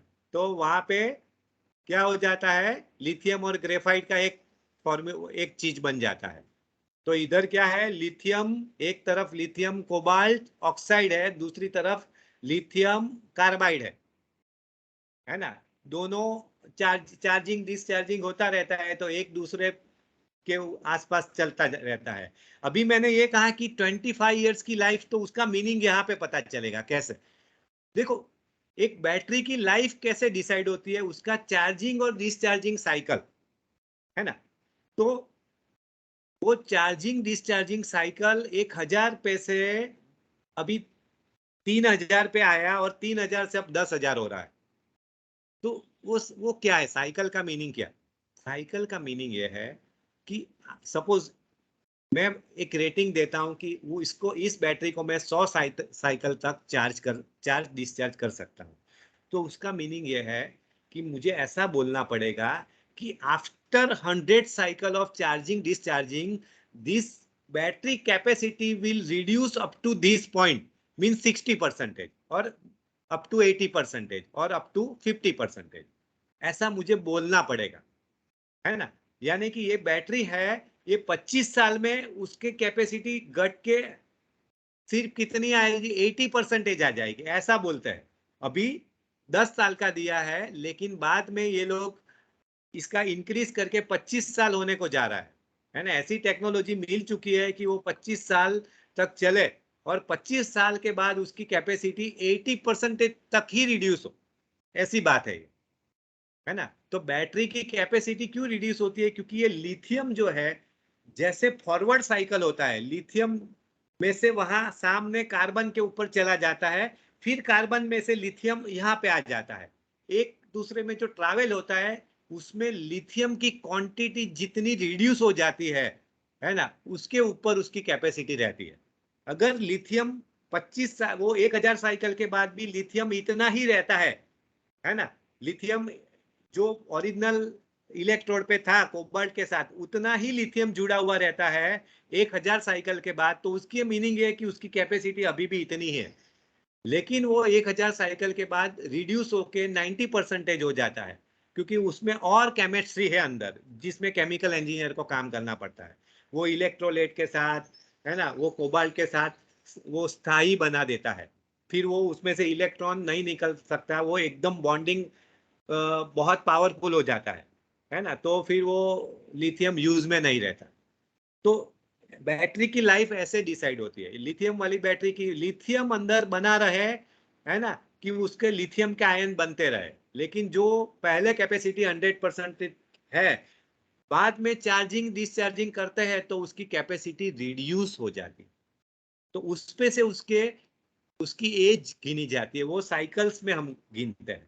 अब एक साइकिल यानी क्या, सपोज बैटरी को मैंने, ये मेरी बैटरी है, वो 80% तक रिड्यूस हुई और अब मैंने उसको चार्ज किया 100%, और फिर से वो आई 70% पे, फिर से मैंने उसको चार्ज किया।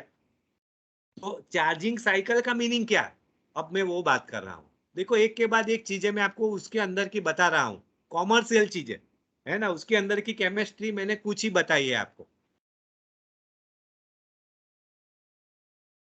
चार्जिंग और डिस्चार्जिंग साइकिल का मीनिंग क्या है कि ये कंप्लीट साइकिल की बात है ना। ये मैंने 20% ही डिस्चार्ज किया तो वो 20%, और फिर 20% चार्ज किया तो वो 0.2 ऑफ साइकिल हो गया। पूरा डिस्चार्ज होगा, एक बार ऐसा आएगा, दूसरी बार और 20%, तो 0.2 प्लस 0.2, है ना। ऐसे करके पूरे साइकिल्स, अभी ऐसा बोलते हैं कि ये बैटरी का है 300 साइकिल्स के आसपास है ना। यानी फुल्ली आप बैटरी को 300 बार चार्ज और डिस्चार्ज करेगी तो वो बैटरी की लाइफ है। बाद में ये 300 साइकिल के बाद उसका लाइफ यानी उसकी कैपेसिटी रिड्यूस होके 80% आ जाएगी, ऐसा बोलते हैं। यानी एक साल में आप 300 बार यूज कर देते हैं उसको, है ना, 300 दिन, सपोज 300 दिन है और हर दिन आप पूरा उसको यूज कर देते हैं मोबाइल को, यानी बैटरी को पूरा यूज कर लेते हैं, है ना, तो 300 दिन तक चलेगा ये। लेकिन आपका रोज 50% ही जा रहा है तो वो 600 दिन तक चलेगा, बाद में भी वो चलेगा, लेकिन उसकी कैपेसिटी आपका 5000 मिली एम्पियर आवर है, तो उससे रिड्यूस होके 80% 4000 आ जाएगा, बाद में उससे और रिड्यूस होगा, है ना। तो लिथियम का एक एडवांटेज ये भी है कि वो टाइम के साथ, है ना, ये लीड बैटरी है, वो पड़ी रहेगी तो टाइम के साथ चली जाएगी। ये बैटरी पड़ी रहेगी तो भी वो इतना बहुत ही कम रेट से अपने आप में भी डिस्चार्ज होती है ना। ये मोबाइल आप चार्ज करके एक बार फुल्ली रख दो, है ना, तो महीनों तक आप फिर से ऑन करेंगे तो भी वो चार्जिंग कंडीशन में दिखाई देगा। हालांकि अंदर की क्लॉक वो सब चालू रहती है, उसके लिए वो बैटरी यूज होता है फिर भी, है ना। तो ये भी एक बहुत बड़ा फायदा है कि लिथियम बैटरी जल्दी से डिस्चार्ज भी नहीं होती, है ना, उसका वेट बहुत कम, है ना, उसका चार्जिंग रेट बहुत फास्ट। लेकिन फिर भी अभी यही प्रॉब्लम है कि चार्जिंग रेट जितना भी फास्ट हो, पेट्रोल तो हम 2 मिनट में भरा लेते हैं, ये जो बैटरी है वो 3-3 घंटा ले लेती है। फास्ट है फिर भी 2 घंटा ले लेती है। तो सबसे बड़ा रिसर्च उस पे है कि बैटरी को 5 मिनट्स में 10 मिनट्स में कैसे चार्ज कर पाए। उसके अंदर की केमिस्ट्री पूरी स्टडी करके ये करना पड़ेगा। फिर उसके अंदर उसके ऊपर का जो चार्जर है ना, यानी इलेक्ट्रॉनिक, उसके ऊपर भी पूरा काम करना पड़ेगा, है ना। ये सारी चीजों के ऊपर काम करना और बहुत सारी रिसर्च, बहुत सारे इन्वेस्टमेंट उसके ऊपर चल ही रहे हैं। दूसरा, जो यहाँ से लिथियम जितने इलेक्ट्रॉन आयन वहां पे भेजता है, सामने कार्बन, है ना, सामने कार्बन है, कार्बन की जगह पे सिलिकॉन का यूज अभी होने के लिए रिसर्च चल रही है। उसका मीनिंग यह है कि जो सामने जो है कार्बन की जगह पे और ऐसा मटेरियल आप ये ले लो कि जो ज्यादा इलेक्ट्रॉन को स्टोर कर पाए, ज्यादा आयन को वो कनेक्ट कर पाए, यानी उसका कम वेट में है, वो ज्यादा लिथियम के जो भी एटम आयन है उसको अपने अंदर स्टोर कर पाए। क्योंकि क्या है कि स्टोरेज एक्चुअली कार्बन में हो रहा है ना, उसी के हिसाब से हमें बाहर एनर्जी मिल रही है। स्टोर करने वाला कौन है? कार्बन ही है ना। कैपेसिटी स्टोर क्या हो रहा है? लिथियम आयन स्टोर हो रहा है। किस में स्टोर हो रहा है? तो कि कार्बन में स्टोर हो रहा है। तो वो मटेरियल है जिसमें ज्यादा स्टोरेज होगा, है ना, तो बैटरी की डेंसिटी बढ़ेगी, है ना। तो आपको इस पे भी काम करना पड़ेगा कि ये जो मटेरियल है वो मटेरियल, अलग अलग मटेरियल को टेस्ट करके पूरा पीरियोडिक टेबल का ज्ञान होना चाहिए।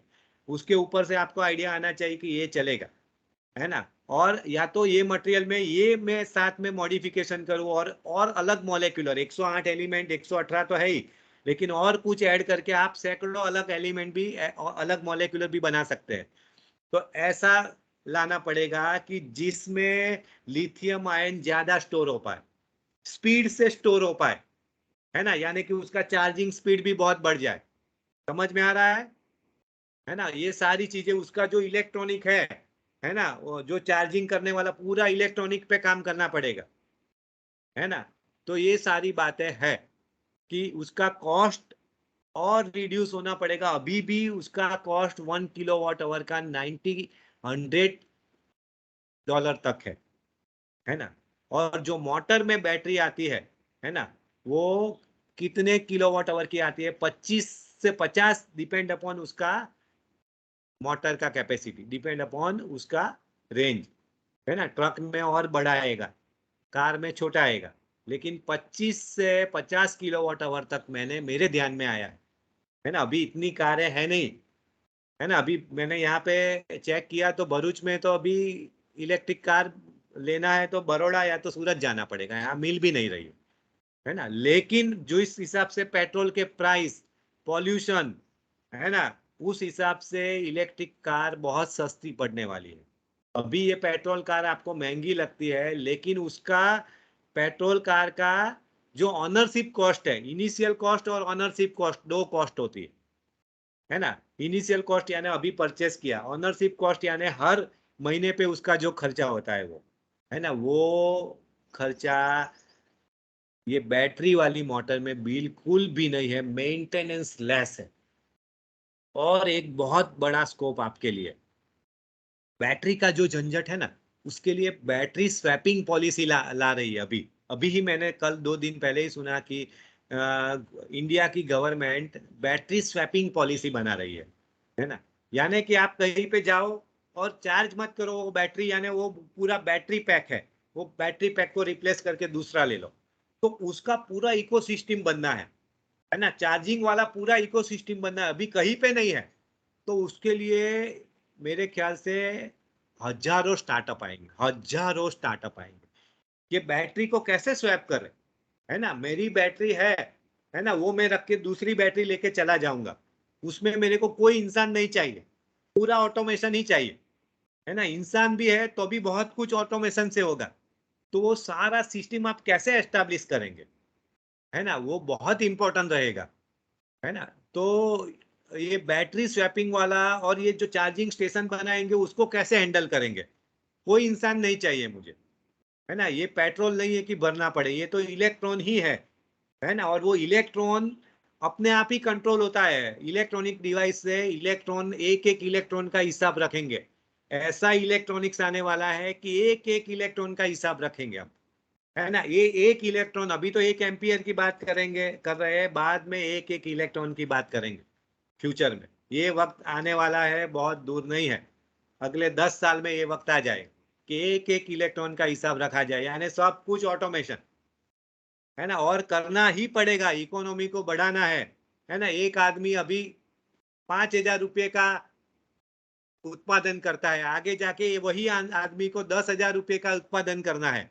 तो अभी 5,000 का उत्पादन मैं करता हूं, तो 10,000 का क्या करूंगा, मैं मेरे हाथ से करूंगा, नहीं करूंगा, मुझे क्या करना पड़ेगा, कोई मशीन का यूज करना पड़ेगा, है ना। तो बाद में 50,000 का भी उत्पादन कर पाऊंगा, है ना।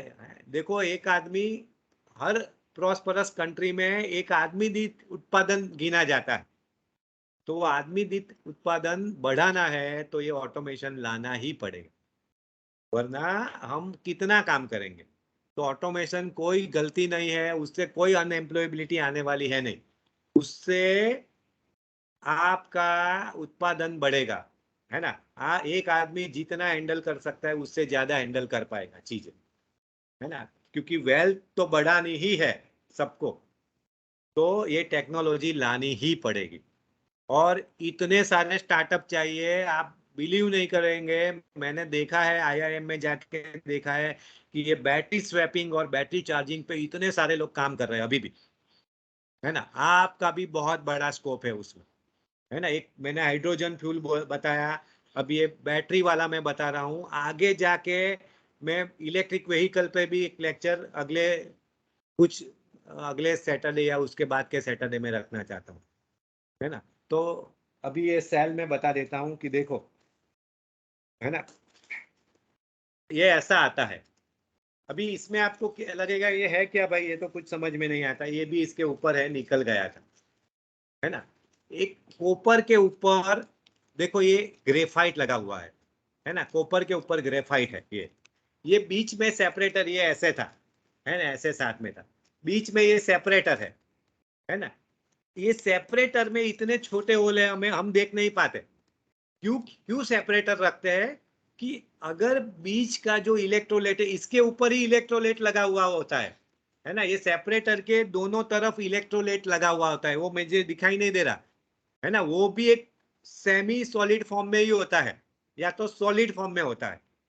तो एक इलेक्ट्रोड कार्बन वाला, दूसरा इलेक्ट्रोड देखो, ये लिथियम ऑक्साइड है ना, ये पूरा क्लीन है, देखो, ये बिगड़ा हुआ है ना। ये कार्बन है, वो कॉपर पे है, ये एल्यूमिनियम की फॉइल पे है, ये फॉइल अभी दिखाई नहीं दे रही है, दोनों के ऊपर ये लिथियम ही लगा हुआ है ना। लिथियम एल्यूमिनियम की फॉइल पे है, ये जो है कॉपर की फॉइल पे है, कौन, कार्बन, उसके बीच में ये सेपरेटर है ना।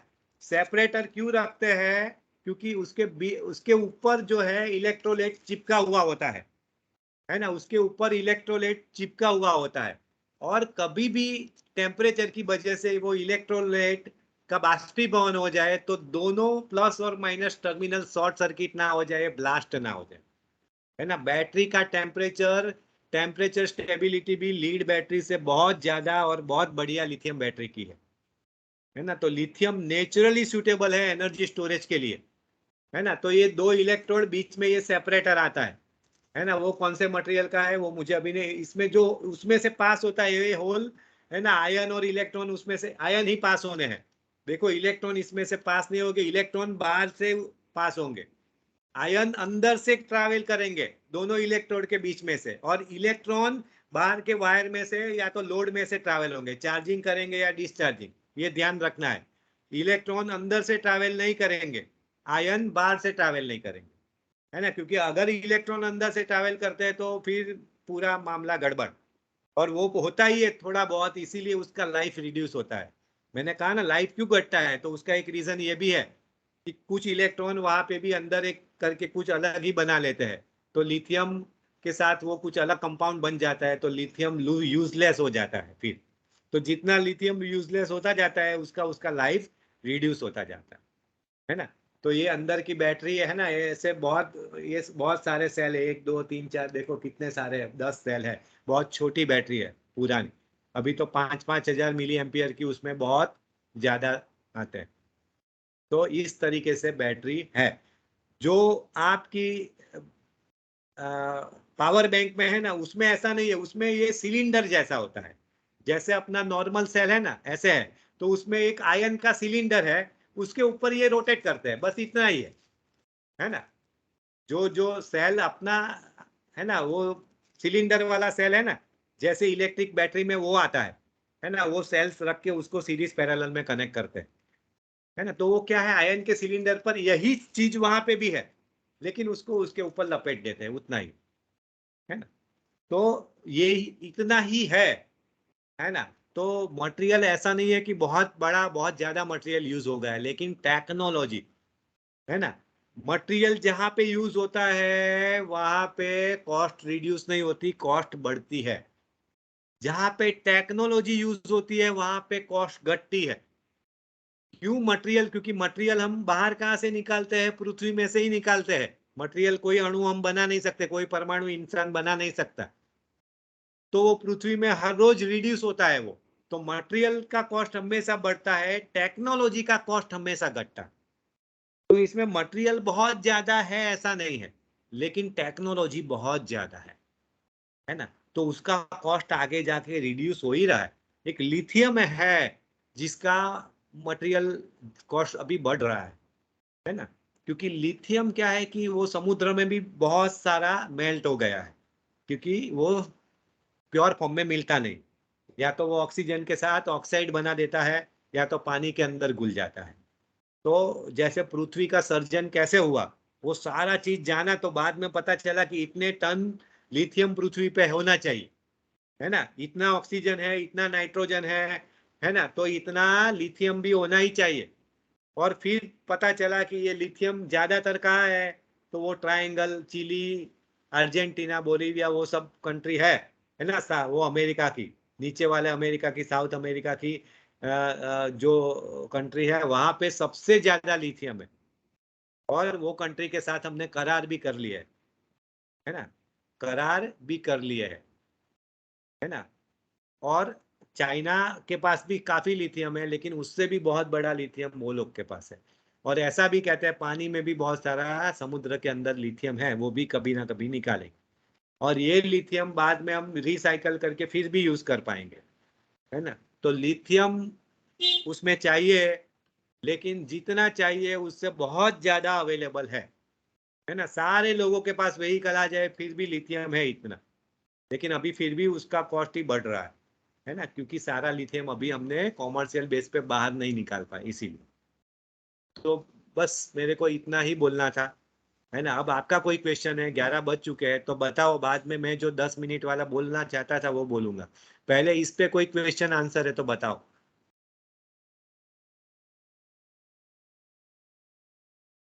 बोलो रुद्र बोलो।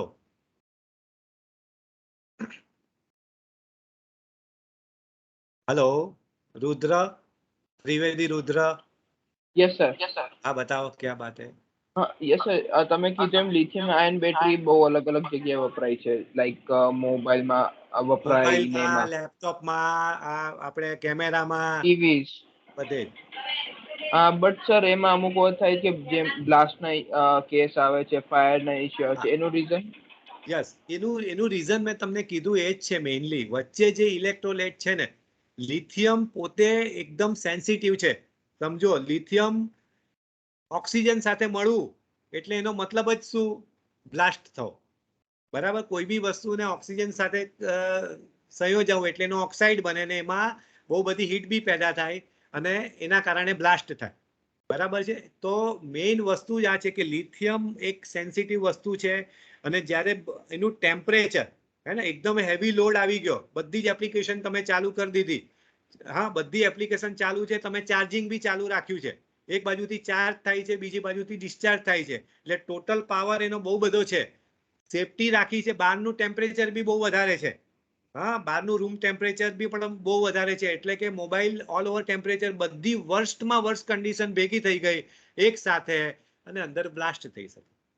અંદર સેપરેટર રાખેલું જ છે, કેમ કે અંદર જે ઇલેક્ટ્રોલાઇટ છે એ ઇલેક્ટ્રોલાઇટ પીગળી ગયું, અંદરનું સેપરેટર છે એમાં બી કંઈક ડિફેક્ટ આવી ગઈ તો બંને ઇલેક્ટ્રોડ પણ શોર્ટ થઈ જશે અને બ્લાસ્ટ થઈ શકે. અત્યારે મેઇન કન્સર્ન હમણાં તમે જુઓ કે ઓલાની એક બાઇક છે એમાં બેટરી બ્લાસ્ટ થઈ, પછી ઓકિનાવા છે એની બેટરી પણ બ્લાસ્ટ થઈ.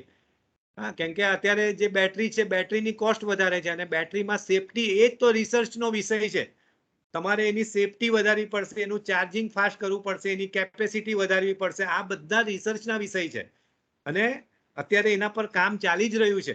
એટલે તમે જે કંઈ બી પ્રોજેક્ટ સિલેક્ટ કરો કે જે કોઈ બી કોઈ કોમ્પિટિશનમાં ભાગ લો તો આ બધા ટોપિક લો, હાઇડ્રોજન પર, આ બેટરીની સેફટી પર, બેટરીનું ચાર્જિંગ ફાસ્ટ થાય એના માટે, બેટરીની ડેન્સિટી વધે એટલે કે બેટરી હજી નાની થાય એના માટે, એની કોસ્ટ રિડ્યુસ થાય એના માટે, આ બધી વસ્તુ રિસર્ચની છે. તો બ્લાસ્ટ થવાનું કારણ આ જ છે કે લિથિયમ અને વર્સ્ટ કન્ડિશન, આપણે તો બહુ હોટ કન્ટ્રી છે, તમે જો 45 ડિગ્રી ટેમ્પરેચર પહોંચી ગયું. હા, તો તે વખતે એવું પેટ્રોલ બી પ્રોબ્લેમ વાળું જ છે, એવું નથી કે પેટ્રોલ વાળી ગાડીઓ બી બ્લાસ્ટ થાય જ છે. બરાબર, એ તો ઉલટાનું વધારે એ છે ડેન્જર. બરાબર, પેટ્રોલ વાળી ગાડી વધારે બ્લાસ્ટ થાય છે લિથિયમ કરતા બી, આ બેટરી કરતા બી. પણ અત્યારે શું છે, આ નવું છે એટલે એને બહુ જ પ્રોજેક્ટ કરવામાં આવે છે. પેટ્રોલ વાળી બહાર સળગી જતી હોય તો એને બહુ પ્રોજેક્ટ કરતા પણ નથી હોતા. બરાબર છે. અને આ માની લો કે પેલા પેટ્રોલ વાળા વેહિકલ અથડાય તો બી બ્લાસ્ટ થઈ જાય છે, આ અથડાય તો બ્લાસ્ટ થાય એવું નથી. એટલે આ તો ઉલટાની સેફ જ છે, પણ હવે આપણે એ વધુ સેફટીમાં પણ એવી સેફટી કે કોઈ દિવસ પ્રોબ્લેમ જ ના થાય એમ. આ મોબાઈલની બેટરી ફાટવી જ ના જોઈએ ગમે તે થાય એમ. બરાબર, ગમે એવી વર્સ કન્ડિશન હોય મોબાઈલની બેટરી ફાટવી જ ના જોઈએ, એ રીતની વાત છે એમ આપણે. બરાબર, હા બોલો આગળ કોઈ. ભાઈ બધા કોઈ અત્યારે નીકળતું નહીં, હું 10 મિનિટ જે તમને પેલી વાત કરવાનો છું ને એ બહુ ઇમ્પોર્ટન્ટ વાત છે. જીઈસી ભરૂચના સ્ટુડન્ટ તો ખાસ. Hello sir.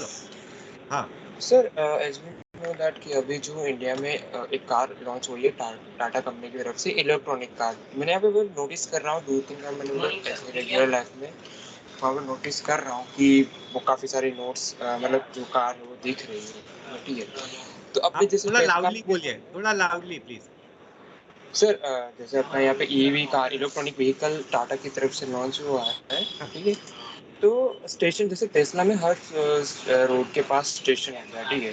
तो टाटा टाटा ने कैसे मतलब उन लोगों ने कैसे स्टेशन बनाया, मतलब घर से तुम वैसा सबसे सप्लाई से चार्ज कर सकते हो या कोई स्टेशन उसके लिए है ऐसा? हाँ, आप जो बोल रहे हैं मेरे ख्याल से वो चार्जिंग इंफ्रास्ट्रक्चर की बात कर रहे हैं ना आप. हाँ यस सर, उसकी बात हाँ, कर रहा हूँ तो सर. देखो वो टाटा पावर कंपनी ये बड़े लेवल पे काम कर रही है और बहुत से छोटे स्टार्टअप भी उसमें आ गए हैं. मेरी पहचान में ऐसे लोग हैं क्योंकि अभी इकोसिस्टम बनी ही नहीं है. देखो इलेक्ट्रिकल व्हीकल अब ऐसा लगता है कि जिस तरीके से पेट्रोल का भाव, जिस तरीके से एनवायरमेंट का नुकसान, उस तरीके से ऐसा लगता है कि अभी 2 साल 3 साल में है ना। 2025 तक तो 50% तक व्हीकल आपको इलेक्ट्रिक दिखेंगे, और अभी कोई इंफ्रास्ट्रक्चर बना ही नहीं है। तो ये सबसे बड़ा पॉजिटिव पॉइंट आपके लिए कि उस पर काम करो आप, है ना। क्योंकि अभी क्या है कि मेरे एक फ्रेंड के पास टू व्हीलर है, तो वो अपने घर पे चार्ज कर लेता है ना। उसने इतना लंबा वायर बना के अपने आप सेटअप कर लिया है ना, और वो चार्ज कर रहा है किसी भी हिसाब से। लेकिन बाहर उसके पास ऐसा इंफ्रास्ट्रक्चर नहीं है ना। तो अभी जो दो टू व्हीलर वाले व्हीकल वाले हैं, वो भी अपनी कॉलेज में भी कोई लेके आता है, तो वो भी चार्ज कर लेता है अपने पास, उसके पास ही चार्जर होता है ना। वो पोर्टेबल चार्जर से चार्ज कर लेता है, लेकिन वो चार्ज क्या पूरा दिन पड़ा रहता है या पूरी रात वो घर पे चार्ज करता है। तो अभी उतना है, लेकिन वो चलने वाला नहीं है ना। आपको तो रोड पे चाहिए, हर जगह पे चार्जिंग स्टेशन होने चाहिए। तो वो अभी इतना इकोसिस्टम इंडिया में डेवलप नहीं हो रहा है, वो स्पीड बढ़ रही है, लेकिन फिर भी इतना बड़ी कंट्री, इतने बड़े लोग, इतने सारे लोग, तो हर जगह पे चाहिए। यहाँ पे मैं बाहर निकलूं और 3 पेट्रोल पंप मेरे घर के सामने है, एक इधर है और 2 इधर है। तो ऐसे ही चार्जिंग स्टेशन के बारे में भी करना पड़ेगा, है ना। और बैटरी स्वैपिंग भी उसके साथ रखना पड़ेगा कि कोई बाहर से आया तो चार्जिंग के लिए 2 घंटा नहीं रुकेगा, है ना। तो वो बैटरी स्वैपिंग यानी एक बैटरी वो दे देगा आपको, दूसरी बैटरी ले लेगा, और फिर वो कभी आपके पास वो बैटरी लेने के लिए आएगा नहीं, है ना। वो बैटरी भी बदलनी पड़ेगी। ऐसा नहीं रहेगा कि वो मेरी बैटरी लेने के लिए मैं आऊंगा। ऐसी पॉलिसी बनानी पड़ेगी, ऐसी इकोसिस्टम आपको बनानी पड़ेगी। और वो चल ही रहा है कि वो मेरी बैटरी है तो वो मेरी बैटरी किसी और के साथ रिप्लेस होगी। मैं कहीं और जाऊंगा बॉम्बे में, तो मेरी बैटरी रख के दूसरी बैटरी लेके आऊंगा। और सर तो सर ये ऐसे आप सारी चीजें हमें डेवलप करनी पड़ेगी। बताओ और। सर आप जो बोल रहे हो कि बैटरी रिप्लेसमेंट का, मैंने ऐसे देखा है, ऐसे वीडियो देखा है बहुत टाइम। हेलो। कुछ नहीं नहीं स्टेशन है दे वहाँ रहा पे, तो इतने बेटे, सारे बैटरी आपका वहाँ पे आवाज, रखी है। आपकी आवाज चली गई थी, अभी आ रही है फिर से। हाँ सर, तो मैं ऐसा बता रहा हूँ कि मतलब ऐसा कॉन्सेप्ट मैंने देखा था वीडियोस पे, या मतलब है या पता नहीं, बट जहाँ पे बोल रहा कि एक स्टेशन है वहाँ पे बैटरी के मतलब बहुत सारे बैटरी से रिप्लेस, अपने बैटरी निकाल के स्वाइपेबल बैटरी दूसरी चेंज कर सकते हो, ऐसा कॉन्सेप्ट आउट ऑफ इंडिया के बाहर कॉन्सेप्ट मैंने देखा है। वैसे डेवलप हुआ है या नहीं ये मेरे को नहीं पता है सर, तो मैंने वीडियो के थ्रू ऐसा नहीं नहीं, देखा है बहुत, कि अरे स्टेशन पे बैटरी जाके। स्वैपिंग वाला तो बहुत जगह पे हो चुका है। अपने यहाँ पे भी बैटरी स्वैपिंग चल रहा है, लेकिन उसकी पॉलिसी नहीं है। बैटरी स्वैपिंग बिल्कुल चल रही है ना। अपने यहाँ पे भी बैटरी स्वैपिंग चल ही रहा है, लेकिन बैटरी स्वैपिंग की पॉलिसी अब बना रहे हैं हम। बाकी बैटरी स्वैपिंग तो बट नेचर है कि करना ही पड़ेगा, उसके सिवा चलने वाला है नहीं। जब तक आप ऐसा नहीं टेक्नोलॉजी लेके आओ कि 5 मिनट में चार्ज हो जाए ज्यादा से ज्यादा, है ना। आदमी 5 मिनट से ज्यादा रुकेगा नहीं। पेट्रोल की लाइन होती है तो 10 मिनट हो जाता है कभी कभी, तो 10 मिनट, लेकिन 10 मिनट चार्जिंग में ही लगा और फिर इतनी लाइन भी है, तो वो 1 घंटा हो जाएगा, तो वो नहीं चलेगा। यानी चार्जिंग में 5 मिनट तक का टेक्नोलॉजी नहीं आएगा तब तक ये बैटरी स्वैपिंग चलेगा ही चलेगा। बल्कि मेरे जो फ्रेंड है उसने तो 2 पैक, दूसरा पैक खरीद लिया है खुद ही, क्योंकि आप जो बोल रहे हैं वो उसको नहीं मिल रहा है हर जगह पे बैटरी स्वैपिंग वाला, चार्जिंग वाला। तो उसने क्या किया, दूसरा बैटरी ही ले लिया खुद। यानी वो खुद ही बदल देता है ना। वो बैटरी निकाल के वो खुद बैटरी रख देता है। तो उसका फिर 300 किलोमीटर का रेंज है, तो वो तो कॉमर्शियली टैक्सी वाला ही है ना। अपनी खुद नहीं चलाता, लेकिन उसके पास बहुत सारे ड्राइवर है, तो वो 600 किलोमीटर तक चल जाती है ना। वो दूसरा लगाए तब पहले वाली वो चार्ज में रख देता है ना। वो कुछ ऐसा करना पड़ता है। तो अभी सारा प्रॉब्लम ये बैटरी का ही झंझट है, ये चार्जिंग वाला इकोसिस्टम का ही।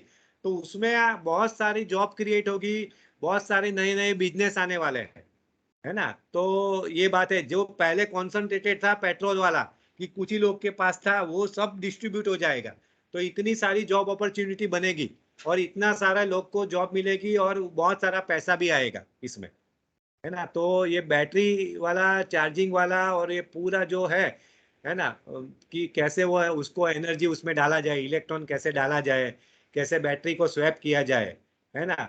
कि इंसान को एक मेरी बैटरी है वो अच्छी है, वो दूसरी उसकी 90% वाली मिल गई, या तो 95 वाली, मेरा 100। तो वो सारा बहुत मसला, तो उसके लिए भी बहुत सारे काउंटर्स, उसकी क्वालिटी वो सब करना पड़ेगा, है ना। कि मेरी बैटरी तो ऐसी थी तो मेरे को ऐसी ही बैटरी चाहिए। तो बैटरी की क्वालिटी टेस्ट के लिए भी बहुत सारी डिवाइसेस वो सब भी आपको करना पड़ेगा, आज नहीं तो कल। बताइए और। सर हाँ बताओ। Hello sir. हाँ बताओ बताओ पीयूष। सर मेरा क्वेश्चन है कि जनरल क्वेश्चन है, मतलब बेसिक सर, जो लिथियम बैटरी जो है उस चार्जिंग कैसे होती है पहला? चार्जिंग कैसे होती है, देखो वो लिथियम कोबाल्ट और ऑक्साइड है ना। जैसे आप उसको बैटरी को, है ना, उसको प्लस और माइनस लगाते हैं तो वैसे तुरंत ही उसको उसके आयन और इलेक्ट्रॉन उसमें से डिटैच हो जाएंगे। जैसे ही बाहर से आप वोल्ट देंगे तो वो लिथियम क्या है, इलेक्ट्रॉन देना चाहते हैं, उसमें से इलेक्ट्रॉन फ्री हो जाएगा, है ना। उसमें से उसको चार्जिंग वोल्टेज पे उतनी एनर्जी उसको मिलेगी कि वो इलेक्ट्रॉन फ्री हो जाएगा और वो बाहर की सर्किट में से उस दिशा में बहेगा और वो अंदर से क्या होगा, आयन क्या होगा, चार्जिंग की यानी कि ग्रेफाइट की ओर जाएगा तो वो बैटरी चार्ज हो रही है। ग्रेफाइट में से आयन इस तरफ आ रहे हैं तो फिर क्या होगा, वो बैटरी डिस्चार्ज हो रही है, इलेक्ट्रॉन बाहर ही रहेंगे और ये जो लिथियम आयन अंदर टू एंड फ्रो होगा। जब वो ग्रेफाइट की ओर जाएंगे तो बैटरी चार्ज हो रही है और ग्रेफाइट में से फिर से कोबाल्ट के पास आ रहे हैं तो बैटरी डिस्चार्ज हो रही है। बस इतना ही है ना। जब बार वोल्ट लगा दिया तो वो ग्रेफाइट के पास जाएगी, यानी ग्रेफाइट स्टोर करेगा पूरा चार्ज।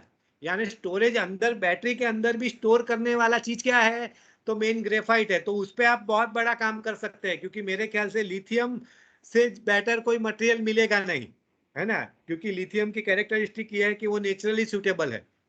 तो लिथियम के सिवा आपको और कुछ मिलेगा नहीं। हाँ, पूरी टेक्नोलॉजी ही अलग है हाइड्रोजन सेल वाली, तो वो एक उसका ऑप्शन हो सकता है ना। लेकिन उस पे भी अभी तो वो महंगा ही है, हाइड्रोजन सेल महंगा ही है। लेकिन ऐसा बोलते हैं कि फ्यूचर में ये लिथियम को भी रिप्लेस करके हाइड्रोजन सेल आ सकता है।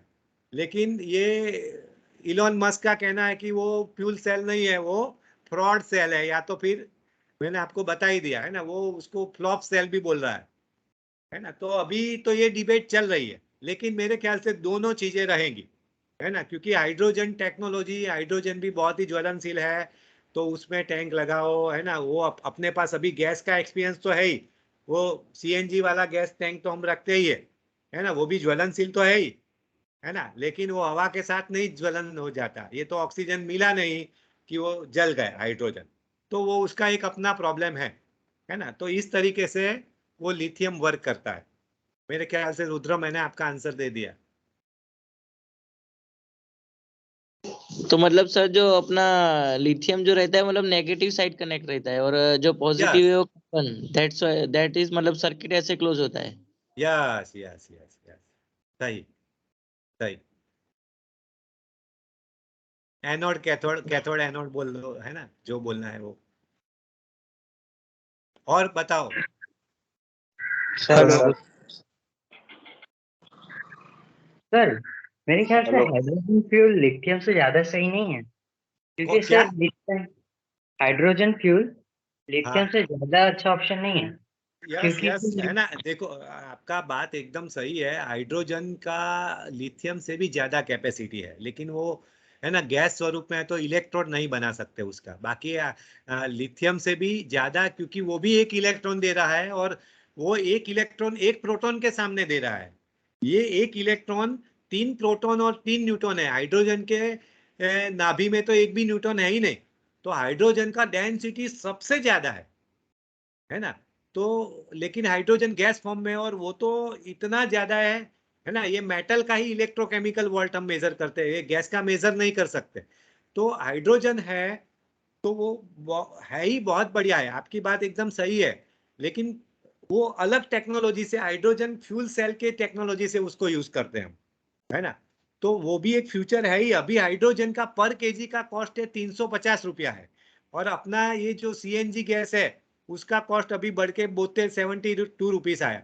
तो जब हाइड्रोजन 350 रुपीज पर केजी में से 50 रुपीज या 70 रुपीज पर केजी आ जाएगा, तब ये टेक्नोलॉजी, तब हाइड्रोजन लिथियम को भी रिप्लेस कर सकता है। दूसरा हाइड्रोजन वाला क्या फायदा है वो बता दूं, लिथियम बैटरी का भी एक वेट है ना। यानी कि जितना बड़ा गाड़ी उतना ही उसका वेट है, ऐसा नहीं है कि नहीं है। तो देखो उसका पे लोड कैपेसिटी रिड्यूस हो जाता है, जबकि हाइड्रोजन के बारे में ऐसा नहीं होने वाला है ना, कि जितना बड़ा व्हीकल उससे वेट भी बहुत बढ़ गया, ऐसा नहीं होगा। तो हाइड्रोजन के बहुत सारे मेरिट उस पे है ही, आपने सही पकड़ा है लिथियम के ऊपर, लेकिन हाइड्रोजन अभी कॉस्टली है बहुत। दूसरा, हाइड्रोजन फ्यूचर में क्यों रिप्लेस करेगा सबको, वो भी मैं बता देता हूं। और दूसरी बात कि आपको ऐसा लगेगा कि यार हाइड्रोजन 350 रुपीज है तो ये सीएनजी गैस का क्या प्रॉब्लम है, वो ही ले लो। तो पहला प्रॉब्लम तो सीएनजी वाला एक पॉल्यूशन करता है ना। दूसरा क्या है, सीएनजी गैस है, नेचुरल गैस है, वो बाहर आता है, पृथ्वी में से बाहर आता है, अर्थ में से बाहर आता है।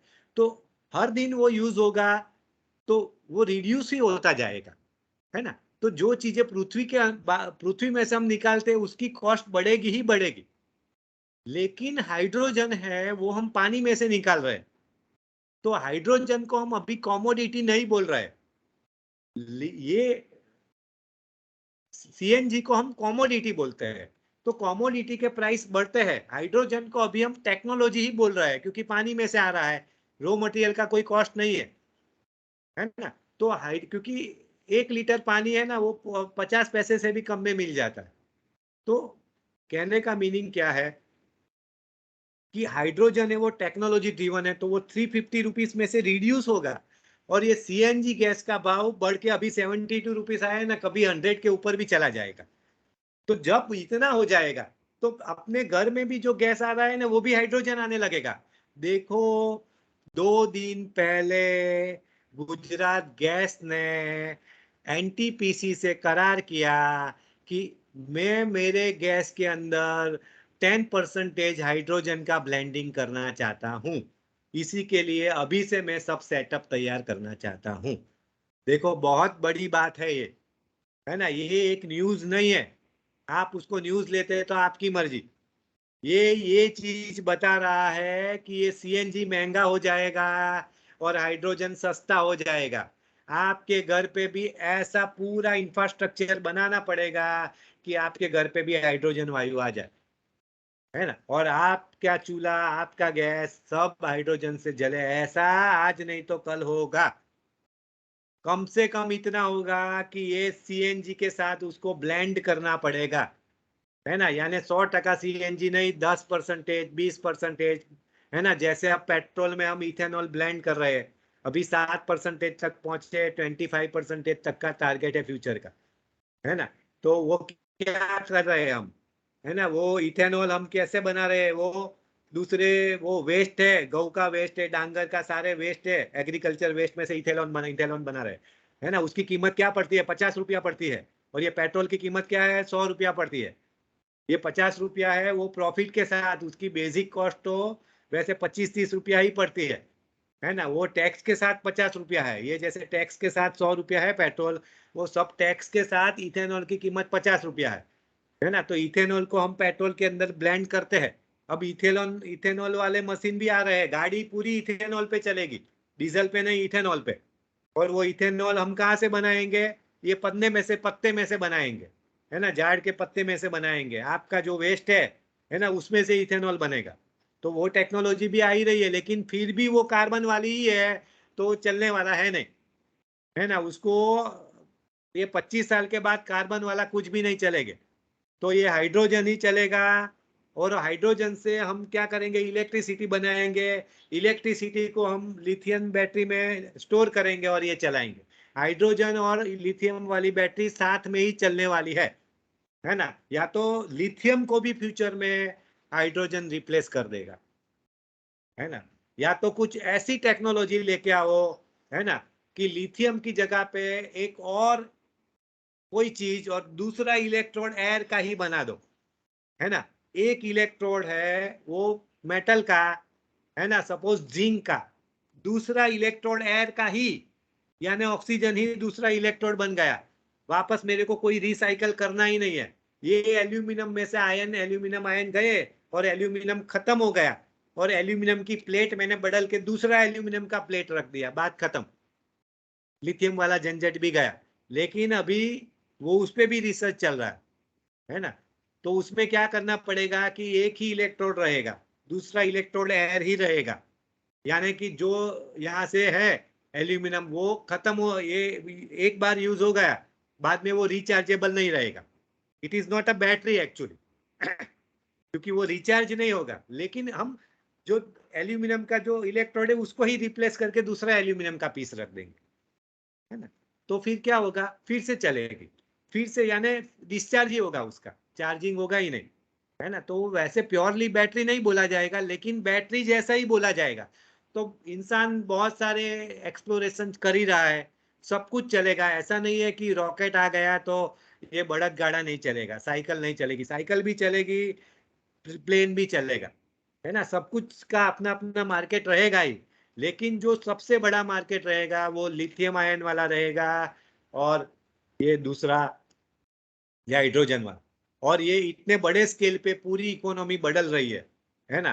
क्योंकि इकोसिस्टम हम सेट कर देंगे, बाद में कोई सस्ता भी आ गया तो वो इकोसिस्टम इतनी नहीं बदलेगी। अभी क्यों बदलनी पड़ रही है इकोसिस्टम, क्योंकि पेट्रोल एक तो खत्म हो रहा है, दूसरा पेट्रोल सपोज खत्म भी नहीं हो रहा है ना, पेट्रोल खत्म हो रहा है, ये तो मैं कब से सुन रहा हूँ, है ना। जब मैं इंजीनियरिंग में पढ़ता था 92 में, तब ऐसी बात थी कि पेट्रोल 20 साल में खत्म हो जाएगा। आज देखो, है ना, उसको 20 साल से ज्यादा हो गए, 30 साल हो गए, पेट्रोल अभी भी बोल रहे हैं कि 50 साल चलेगा, अब ऐसा बोलते हैं। तब ऐसा था जब मैं 92 में पढ़ता था तब, कि पेट्रोल ज्यादा से ज्यादा 20 साल ही चलेगा। अब देखो ऐसा है कि और 50 साल। सपोज पेट्रोल खत्म नहीं हो रहा, फिर भी फिर भी अपनी पृथ्वी खत्म हो रही, यानी ये इकोसिस्टम नहीं चलेगी, पेट्रोल वाली, हाइड्रोकार्बन वाली, सीएनजी वाली, वो तो बदलना ही बदलना है। उसमें चलने वाला है नहीं, हाइड्रोजन का लाओ और लिथियम का लाओ, बस ये दोनों की भाई बंदी चलेगी, है ना। हाइड्रोजन से इलेक्ट्रिसिटी बनाओ और वो इलेक्ट्रिसिटी से चार्ज करो, या तो हाइड्रोजन सीधा फ्यूल सेल में डाल दो, है ना, सीधा इलेक्ट्रिसिटी बनाओ, है ना, यही रहेगा, है ना। सोलर एनर्जी से हाइड्रोजन बनाओ, हाइड्रोजन से इलेक्ट्रिसिटी बनाओ। क्यों सोलर सेल से डायरेक्ट इलेक्ट्रिसिटी नहीं, क्यों, क्योंकि सोलर, सपोज ये सहारा का रन है, वहां मैंने इतना ज्यादा सन एनर्जी आ रहा है वहां, लेकिन वो सन एनर्जी को मैं इलेक्ट्रिसिटी में कन्वर्ट करूं तो फिर स्टोर कहाँ पे करूं, है ना, क्योंकि मुझे यूज करना है इंडिया में, यूज करना है अमेरिका में। तो वहां पे मैं क्या करूंगा, वही इलेक्ट्रिसिटी से हाइड्रो, वो इलेक्ट्रोलाइजर से हाइड्रोजन वायु बना के, हाइड्रोजन गैस बना के उसको मैं टैंक में स्टोर कर लूंगा। वो टैंक 2 साल के बाद भी वो टैंक में अमेरिका लेके जाऊंगा, और वही टैंक से फिर से इलेक्ट्रिसिटी बना दूंगा, है ना। तो एक ही सॉल्यूशन है, हाइड्रोजन, हाइड्रोजन और हाइड्रोजन, उसके सिवा कोई सॉल्यूशन है नहीं। बड़े लेवल पे एनर्जी को स्टोर करना है तो लिथियम भी नहीं चलेगा, क्योंकि ये सन एनर्जी को मैंने हाइड्रोजन में कन्वर्ट कर दिया। कहाँ कन्वर्ट किया, तो कि सहारा के डेजर्ट में, है ना, वहां पे इतना सन एनर्जी आ रहा है, तो उसको मैंने कन्वर्ट करके हाइड्रोजन का टैंक में रख दिया। अब वो टैंक में हर दुनिया के कोई भी कोने में लेके चला जाऊंगा, हाइड्रोजन को ऑक्सीजन के साथ मिला या नहीं कि एनर्जी पैदा हुई नहीं, है ना। तो ऑक्सीजन फ्री में आ रहा है, कोई ऐसी मैकेनिज्म बना दूं जैसे फ्यूल सेल में बनाया है ना, या तो कोई और टेक्नोलॉजी से, कि फ्यूल सेल में तो डायरेक्टली हाइड्रोजन इलेक्ट्रिसिटी में कन्वर्ट हो रहा है, लेकिन बाकी हाइड्रोजन को मैं फिर से वाटर स्टीम में कन्वर्ट करूँ वाटर को, और स्टीम में से स्टीम पावर प्लांट चलाऊँ और इलेक्ट्रिसिटी बना दूँ, ऐसा भी कर सकता हूँ। तो सॉल्यूशन एकमात्र अभी दिखाई दे रहा है हाइड्रोजन, दूसरा लिथियम आयन बैटरी, और कुछ नहीं, है ना। इलेक्ट्रिकल व्हीकल रहेगा ही रहेगा, हाइड्रोजन आएगा या नहीं आएगा, है ना, कुछ भी रहेगा, इलेक्ट्रिकल व्हीकल के बिना चलेगा नहीं। सारी चीजें जो भी आज आप यूज कर रहे हैं सब इलेक्ट्रिसिटी से चलेंगे, क्योंकि electron will be the final fuel, है ना, electron will be the final fuel. तो इलेक्ट्रॉन को आपको डब्बे में भरने की टेक्नोलॉजी, यानी कि बैटरी, बस इतना ही। बताओ और कुछ। Hello sir. हाँ बताओ। सर जैसे आपने बोला कि लिथियम काफी बड़े अमाउंट में अवेलेबल है, हाँ, so can you tell us about source of lithium? Lithium तो बेटे, लिथियम का ऐसा, वो 10118 एलिमेंट में है ना। तो वो क्या है कि कहीं ना कहीं पे, सपोज वो ट्रायंगल को हमने फाइंड किया, चिली अर्जेंटीना वाला, है ना, तो उसके उसके जमीन के अंदर है ना, वो फ्री फॉर्म में मिलता नहीं है, वो ऑक्साइड बन के रहा होगा, है ना। यानी आपको लिथियम वो कार्बन की तरह ही लगेगा, है ना, पूरा काला, है ना। देखो इसमें मैंने बताया था आपको, देखो ये कैसा हो गया है, ये ऑक्साइड है इसीलिए ये लिथियम है ना, उस पे लिथियम का लेयर है, तो वो पता भी नहीं। और ये कार्बन का लेयर है, कार्बन भी देखो आप, है ना, कैसा है, ये कार्बन का लेयर है, तो कार्बन और लिथियम में आप पता भी नहीं चलेगा, है ना। आप ये उसमें भी देखना है, आप गूगल पे भी देखना, तो लिथियम पृथ्वी पे कितने टन है उसका एक अंदाजा लगाया गया, तो सैकड़ों टन है, वो फिगर मुझे नहीं पता। कौन सी कंट्री में कितना टन है वो भी ये लोग ने जजमेंट ले लिया कि इतना टन होना चाहिए। और इसी मेथड से ये लोग ने ऑयल को भी फाइंड किया है, कोल को भी फाइंड किया है, यही मेथड से, है ना। क्योंकि वो लोग को कैसे पृथ्वी का जन्म हुआ वही बात पता चल गया, है ना। तो वो सारा कैलकुलेशन कर लिया कि पृथ्वी पे कितना ऑक्सीजन, है ना, वो सबसे वो सब पता चल गया कि कितना लिथियम होना चाहिए। तो लिथियम का सोर्स है काफी कंट्री में है, उसमें मैंने बोला Bolivia, Chile, Argentina, Australia, China, ये सारी कुछ कंट्री का मैंने कहा। अभी चाइना कॉमर्शियल प्रोडक्शन भी कर रही है, ये सारी कंट्री अभी कॉमर्शियल प्रोडक्शन स्टार्ट कर रही है। और चाइना ने तो ये सारी कंट्री से भी उसकी माइन खरीद ली है। चाइना सबसे पहला अमेरिका से भी आगे निकल के बहुत सारी कंट्री का तो उसने अभी से पहले से बहुत सस्ते भाव में कॉन्ट्रैक्ट कर लिया है। और हमने भी काफी किया है कॉन्ट्रैक्ट, है ना, ये गवर्नमेंट ने उस पर काफी काम किया है ना। उसको क्या है, काबिल करके बोला है, काबिल करके नाम दिया है, काबिल लिमिटेड ऐसा करके नाम दिया है ना। तो काबिल में क्या है कि खनिज का के, है ना, अलाइनमेंट बी का विदेश, तो काबिल ऐसा करके है। तो खनिज अलाइनमेंट एट विदेश, है ना, ऐसा करके कुछ कंपनी गवर्नमेंट ऑफ इंडिया ने भी बनाई है। तो उसने भी काफी अलाइनमेंट कर लिया है ऑस्ट्रेलिया के साथ, चिली के साथ, अर्जेंटीना के साथ। और वो लिथियम यहाँ पे भी वो ला के रख रहे हैं, है ना। और रिलायंस इंडस्ट्री उसमें काफी कंपनियों को फॉरेन से टेक ओवर करके इसमें आ रही है। फिर दूसरी कंपनी टाटा केमिकल आ रही है, तीसरी एक्साइड आ रही है ना। और अडानी ग्रीन एनर्जी आ रही है। सारी कंपनी ये लिथियम और लिथियम सेल और हाइड्रोजन फ्यूल के ऊपर बिलियंस ऑफ रुपीस, आप गिनते हुए थक जाए, इतने रुपीस इन्वेस्ट हो रहे हैं, है ना, इतने रुपीस, है ना। पूरा उसमें इतना इकोसिस्टम बनेगा, इतना जॉब जनरेट होने वाला है, इतना जॉब आप सोच भी नहीं सकते। पूरा सिस्टम बदलना पड़ेगा तभी जाके पृथ्वी को बचा पाएंगे, है ना, बाकी गड़बड़ी है। बोलो और कुछ। Hello sir.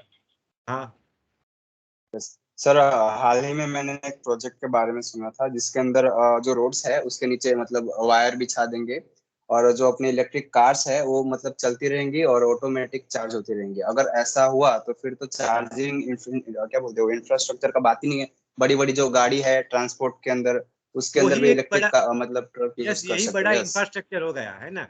ये जो रोड के यस नीचे रखने वाला ही बड़ा, और वो देखो कितना वायबल होता है ना। ये सारी बातें क्या है कि एक अल्टीमेट स्टेज की बात है, ये इतना वायबल नहीं हो पाएगा, है ना। क्योंकि इतना सारा चीजें रोड के नीचे रखने का, जो रोड बन भी चुका है, फिर भी हो सकता है ना, कि ये टेस्ला कॉइल, है ना, सुपर चार्जर, सुपर कैपेसिटर, है ना, अभी आप देखेंगे तो बहुत कुछ मिल जाएगा, है ना। वो सुपर कैपेसिटर भी लेके आए हैं कि बैटरी की कैपेसिटर भी चार्ज को स्टोर करता है ना। और उसका टाइम कांस्टेंट, है ना, देखो आप उसका टाइम कांस्टेंट आता है ना, कितना है, R/C, है ना, कितना है उसका टाइम कांस्टेंट, R/C, है ना। तो उसका इंडक्टर कैपेसिटर रेजिस्टेंस को एडजस्ट करके, कैपेसिटेंस को एडजस्ट करके, उसका चार्जिंग टाइम एडजस्ट करके सुपर कैपेसिटर भी लाए हैं। तो बहुत सारी चीजें हैं, लेकिन ये दोनों है उसमें से विन करके बाहर निकली है ना। और ये सबको ऐसा फ्यूचर देखने वाले, ड्रीम देखने वाले सब लोग यही दोनों की कि यही दोनों फ्यूचर होने वाले, इसीलिए इस पे ही ज्यादा इन्वेस्टमेंट हो रहा है ना। बाकी चीजों पे इन्वेस्टमेंट अभी नहीं हो रहा, लेकिन फ्यूचर में आप बोले ऐसे बहुत से आइडिया है, एक नहीं हजारों आइडिया है ऐसे, है ना। कितना वायबल होगा, या तो कोई एक जगह पे वो चलेगा, हर जगह पे वो नहीं हो पाएगा, है ना? वो सब भी है। तो बढ़िया है आपका ये शेयरिंग, बढ़िया है ना बीपी। और भी कोई शेयरिंग देखो, ऐसा नहीं है कि मुझे पूछना ही है, आपको भी कुछ पता है शेयरिंग कर सकते हैं, हम सब ये एक साथ ही मिलके चलने वाले हैं, है ना। ये सब मैं इसीलिए ध्यान दोहरा रहा हूँ कि आपका टाइम वेस्ट ना हो, और आपको एक ऐसी चीजें मैं दिखा दूं, है ना, जो चीजें अभी तो धुंधली है, लेकिन आप उस पे काम करके वो सारे धुंधली चीजों को एक क्लियर पिक्चर में कन्वर्ट कर पाएंगे। तो एक एक भास ही कर रहा हूं मैं, उसके बाद में आभास, और उसके बाद में पूरा पिक्चर, वो सब आपको करना पड़ेगा, है ना। मैं एक भास करा देता हूँ कि भाई ये है, कुछ है ऐसा, पूरा पिक्चर फिर आप अपने आप ही देख लेंगे। बताइए, और कोई क्वेश्चन है तो बताओ। Yes sir. हाँ बोलो। સર, તમે હમણાં જેમ કીધું કે ઇલેક્ટ્રિકલ વ્હીકલ છે આપણે લઈએ તો એમાં બીજો કોઈ ઓપ્શન નથી, એટલે આપણે બેટરી પેક બદલવું પડે, રાઈટ? હવે આપણે અને એમાં ચાર્જિંગ થતા લગભગ 4-5 કલાક જેવું લાગે મિનિમમ, એનો એસ્ટિમેટ કરીએ. આ જ પ્રોબ્લેમ પેલા મોબાઈલમાં હતો, પણ હવે ટેકનોલોજી ડેવલપ થઈને ફાસ્ટ ચાર્જિંગ આવ્યું જે તમને અડધા કલાક 15 મિનિટમાં ચાર્જિંગ કરી આપે. તો ઈવીમાં પણ ઓલા કે જ કે એમનું હાઈપર ચાર્જિંગ સ્ટેશન આપશે, પણ એ લોકો ખુદ જ ચાર્જર કેમ નથી આપતા ફાસ્ટ ચાર્જિંગ કરે એવું? એટલા માટે કે એ બધા કોસ્ટલી હશે, બરાબર, એ લોકો એની સાથે નહીં આપતા હોય, અને એની મોનોપોલી બી જાળવી રાખી હોય એમને. અને પહેલું તો આ જ કે એ ચાર્જર છે તમારા ઘરે અડધો કલાક થાય, મારા ખ્યાલ મુજબ કલાક અડધો કલાકથી નીચેના કોઈ ચાર્જર નથી, ને એ ચાર્જરથી પણ તકલીફ એ છે કે પછી બેટરીની લાઈફ ને બધું ઘટતી હોય છે. કેમ કે મેં તમને કીધું ને 80 એમ્પિયર અવર, તો 1 કલાકમાં પણ એ બી ચાર્જ થઈ જાય. 1 કલાકમાં 80 એમ્પિયર નો લોડ લગાવો તો 1 કલાકમાં બી રિડ્યુસ થઈ જાય. હવે 80 ના બદલે તમે 160 એમ્પિયર થી ચાર્જ કરો એને તો અડધા કલાકમાં બી ચાર્જ થઈ જાય. પણ પછી એ સેલ ની ડેમેજ થવાની શક્યતા, અને સેલ પછી એના પૂરી કેપેસિટીથી કામ ના કરી, બધી શક્યતાઓ રહેલી કેપેસિટી હોય. ઘટી જાય સર. હા, એટલે એ બધા પ્રોબ્લેમ્સ છે, એટલે એને એક રેટથી ચાર્જ કરવું પડે છે, સિસ્ટમેટિક. પણ એ તમે ટેકનોલોજી ફ્યુચરમાં એ બધી કેમેસ્ટ્રી, એડવાન્સ કેમેસ્ટ્રી, અને એસીએસબી કહેવાય છે, એડવાન્સ કેમેસ્ટ્રી સેલ, હે ને, ACC, sorry, advance chemistry cell, એને એવી રીતે પણ કહેવામાં આવે છે, એસીસી. તો એ એડવાન્સ કેમેસ્ટ્રીમાં લગાવીને આ બધું ચાર્જિંગ બી ફાસ્ટ કરવું પડશે, ને એ થઈ જ રહ્યું છે, બરાબર છે. આ ઓલા સુપર, એવા ઘણા સુપર ચાર્જિંગ સ્ટેશન બી બનવા જ માંડ્યા છે આપણે ત્યાં, બરાબર. પણ એ ખરેખર કેટલા સુપર ચાર્જિંગ હોય એ બી જોવાનું છે. નામ બી સુપર ચાર્જિંગ આપ્યું હોય, પણ એ બી કલાક તો લઈ લેતું હોય. અને એ બધું આઈડિયલ કન્ડિશનમાં, અડધો કલાક વાત કરી હોય એટલે આઈડિયલ કન્ડિશનની, કે બહારનું ટેમ્પરેચર આટલું હોય, બેટરીનું ટેમ્પરેચર તે વખતે તમે જાય મેઝર કરે તો એ 45 ડિગ્રી નીકળે, તો એ ના ચાલે, એ બધું બી હોય એમાં પાછું. એટલે આઈડિયલ કન્ડિશનમાં એ સુપર ચાર્જર આટલા લગભગ 35 મિનિટ, અડધો કલાકથી નીચેનું તો કોઈ ચાર્જર મારા ધ્યાનમાં આવ્યું નથી હજી. એ આઈડિયલ, પણ નોર્મલ કન્ડિશનમાં એ પણ પાછું કલાક લઈ લેતું હોય એમ. એટલે આ રીતનું બધું હોય છે, પણ છતાં એના પર ઘણા સ્કોપ છે. બોલો ભાઈ ઝાલાભાઈ, બોલો આપ. સર, બેટરીની વાત, હીટિંગની ઇશ્યુ આવે છે, તો કુલિંગની બી મતલબ પ્રોપર્ટીઝ એમાં જાળવી રાખવાની જરૂર પડે ને સર? હવે આપણે એમાં છે ને, આપણે ટેસ્લા ઇઝ અહેડ, એ લોકોએ ગ્લાયકોલનો ઉપયોગ કર્યો છે. ટેસ્લાની સૌથી મેઇન વાત બે વસ્તુ છે, કે બેટરી મેનેજમેન્ટ સિસ્ટમ અને એનું કુલિંગ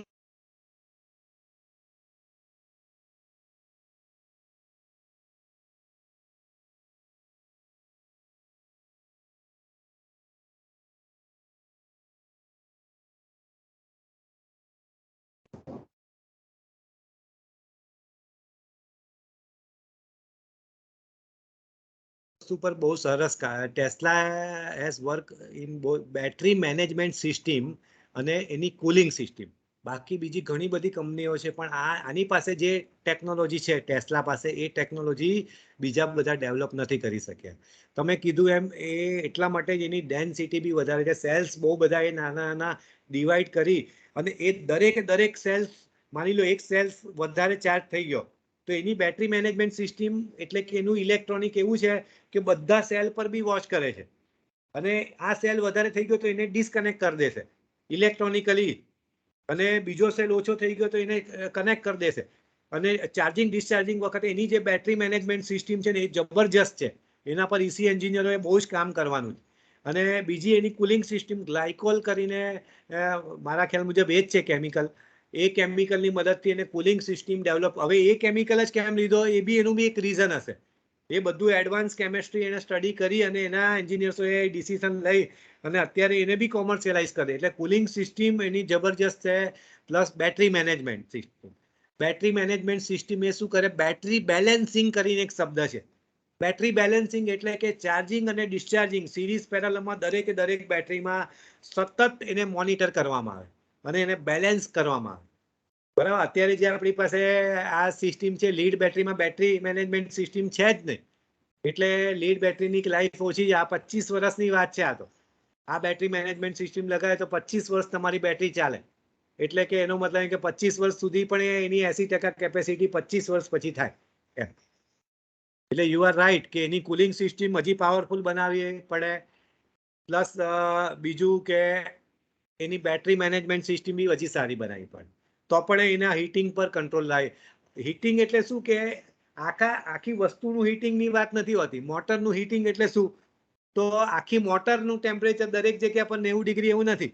મોટર પર કોઈ એક ભાગ એવો થઈ ગયો કે એનું ટેમ્પરેચર 130 થઈ ગયું, તે ના ચાલે. એક ચેઇન હોય, એ ચેઇનની સ્ટ્રેન્થ એટલે એની વીકેસ્ટમાં વીકેસ્ટ કડી. આખી ચેઇનમાં બધી ચેઇનો તો બહુ મજબૂત હોય, પણ એક જ ચેઇન એવી હોય, એક જ કડી હોય કે બહુ વીક હોય, તો એની સ્ટ્રેન્થ એટલે એ ચેઇનની સ્ટ્રેન્થ કહેવાય. એમ આખી બેટરીમાં આવો સેલ હોય ને તે બ્લાસ્ટ થાય ને તો પછી બધી જ વસ્તુ એ કાસ્કેડ થાય, એ સિક્વન્શિયલ થઈ જાય. એટલે એ બધું વોચ કરવું પડે. એમ મોટરમાં પણ શું છે, એની વીકેસ્ટ સ્ટ્રેન્થ છે, વીકેસ્ટ પોઈન્ટ જે હોટસ્પોટ છે એ જ એના ડિટેક્ટ કરવા પડે અને ત્યાં જ કામ કરવું પડે. બરાબર. બાકી બધી જ બેટરીનું ટેમ્પરેચર વધી જાય એવું નહીં, પણ અમુક એક વસ્તુ પર હોટસ્પોટ ડેવલપ થાય. એ હોટસ્પોટને વ્યવસ્થિત કંટ્રોલ ના કરો તો એ પછી આખી બેટરીને સળગાવી દે. તો you are right in that way. બોલો હવે કોઈ? સર એક ડાઉટ છે કે તમે જેમ કીધું બેટરી પેકમાં બહુ બધા સેલ વપરાય નાના નાના લિથિયમ આયનના. બટ હવે ઇન કેસ આપણે મોટું જ લિથિયમ આયન બેટરી બનાવે તો એનો ઇશ્યુ શું રહે? મોટામાં આ જ ઇસ્યુ છે. સૌથી વધારેમાં વધારે આ ફાવનાર ટેસ્લા આ જ છે. એને જ્યારે લીધું હશે ત્યારે એને નહીં ખબર હોય, પણ હી ચૂઝ ટુ ડુ ધીસ. અને મોટામાં શું પ્રોબ્લેમ છે કે મોટામાં એક જ સેલ છે, એટલે એ સેલ પર એટલું બધું ડિપેન્ડન્સ થઈ જાય કે એ સેલની લાઈફ જ પછી બહુ ઘટી જાય. આમાં છે ને એટલા બધા સેલ છે ને. આ તમારો ક્વેશ્ચન બહુ પરફેક્ટ છે, બરાબર, કે Y it is small cell. પણ સ્મોલ સેલ અને મોટા સેલ વર્સિસની કમ્પેરિઝન આપણે જોવી પડશે. પણ એમાં મેઇન વસ્તુ આ જ આવે છે કે એક જ સેલ છે તો એક સેલની લાઈફ છે એ સેલ પર જ. દાખલા તરીકે એક વખત એવો આવે છે કે બહુ જ બધા પાવરની જરૂર છે, અચાનક જ હિલ સ્ટેશન પર તમારે ચડવાનું છે, તો તે વખતે એક જ સેલ હશે ને તો એના ટેમ્પરેચરનો બહુ જ પ્રોબ્લેમ થશે. જ્યારે સેગ્રીગેટેડ હશે ને આ બધું, તો એમાં એ ફાયદો થશે કે એનું ટેમ્પરેચર ને બધું વહેંચાઈ જશે. એટલે એક તો એક એવી વર્સ્ટ કન્ડિશનમાં તમારે કે બહુ ટેમ્પરેચર હાઈ હોય, હિલી એરિયા હોય અને તમારે એનો maximum brake power, maximum horse power લેવાનો હોય, તો એક સેલથી એ પ્રોબ્લેમ થશે. બીજું કે આ બધામાં જે બેટરી મેનેજમેન્ટ સિસ્ટમ છે એમાં એક સેલને તમે કીધું એવું મેનેજ કરી શકાય, બરાબર છે, પણ એ સેલની પછી એ સેલ ગયો તો વાત પૂરી થઈ ગઈ. એવું પણ થાય કે યા તો 100% કાં તો એ થઈ જાય. એટલે એવા બધા કારણ હશે. આ મારું ગેસ છે. પણ પેલું જે મેં તમને કીધું એ તો એક પ્રોપર રીઝન છે કે એક સેલમાં કરતાં જ્યારે ડિસ્ટ્રીબ્યુટેડ સેલ હોય છે તો એ બહુ સરસ રીતે કામ આવે છે. એક સેલની બેટરી હોય અને બહુ બધા સેલની. એટલે કે આવા સેલ જ હોય જે આપણે અત્યારે સેલ યુઝ કરીએ છીએ, એવા જ નાના નાના સેલ છે, એનો પેક બનાવવામાં આવે છે. Okay sir. मतलब एफिशिएंसी ની વધારે છે, मतलब કે જે સેગ્રીગેટેડ કરી નાખે તો એફિशिएंसी ની વધી થઈ જાય અને જે પાવર મેનેજમેન્ટ સિસ્ટમ બે એક્સ્ટ્રા થઈ જાય એની. એફિશિયન્સી તો વધે તો ફાયદો જ છે. એફિશિયન્સી તો વધારવાનું જ છે. આપણે અત્યારે એવું 90 ઉપર છે, પણ it is 90 and 95 between. Efficiency એટલે શું કે 1 કિલોવોટ અવરની બેટરી છે, એટલે કે તમે 1 કિલોવોટ અવર એને ચાર્જિંગ કર્યું, પણ એ આઉટપુટ 1 કિલોવોટ અવર નથી આપતું. આઉટપુટ એ 92% જ આપે છે, એટલે 920 વોટ જ આપે. તો એ એની એફિશિયન્સી થઈ. અને એવું જ છે આમાં પણ કે efficiency must be very high. અને 100% એફિશિયન્સી ના હોઈ શકે, પણ મેક્સિમમ એફિશિયન્સી કરી શકાય. તો efficiency is a one parameter over which you can work. બરાબર છે. લીડ એસિડની બેટરી એફિશિયન્સી 70% જ છે, એટલે 1 કિલોવોટ અવરની બેટરી હોય તો એ ખરેખર 700 વોટ જ બહાર આપે.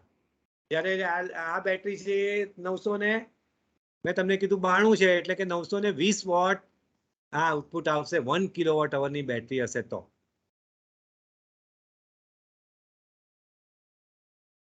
બોલો હવે કઈ?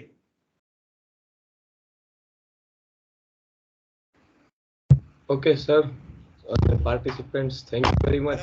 ટાઈમ ઘણો બધો થઈ ગયો અને બહુ મને ખરેખર એટલો આનંદ થયો કે you are taking really lot of interest. અને નેક્સ્ટ મારું લેક્ચર મારે માઇન્ડ પાવર પર અથવા તો ઇમેજિનેશન પાવર જે નામ આપું એના પર રાખવાનો વિચાર છે. અને એમાં પણ એવી ક્લેરિટી મળશે ને કે એમાં તો હું બહુ ડેપ્થમાં લઈ જઈશ. બરાબર છે. એકદમ આમાં પણ મેં બને ત્યાં સુધી તમારા બધા સવાલના જવાબ આપ્યા છે, પણ એમાં તમારી પાસે શું છે, આ તો બહારની ટેકનોલોજીની વાત થઈ, પણ તમારી અંદર શું છે એ વાત કરીશું. आपके अंदर क्या है वो सारी बातें होगी. और उसके बाद में मेरा इलेक्ट्रिक व्हीकल पे मैं सोच रहा हूँ, और वो मैं नहीं और कोई एक्सपर्ट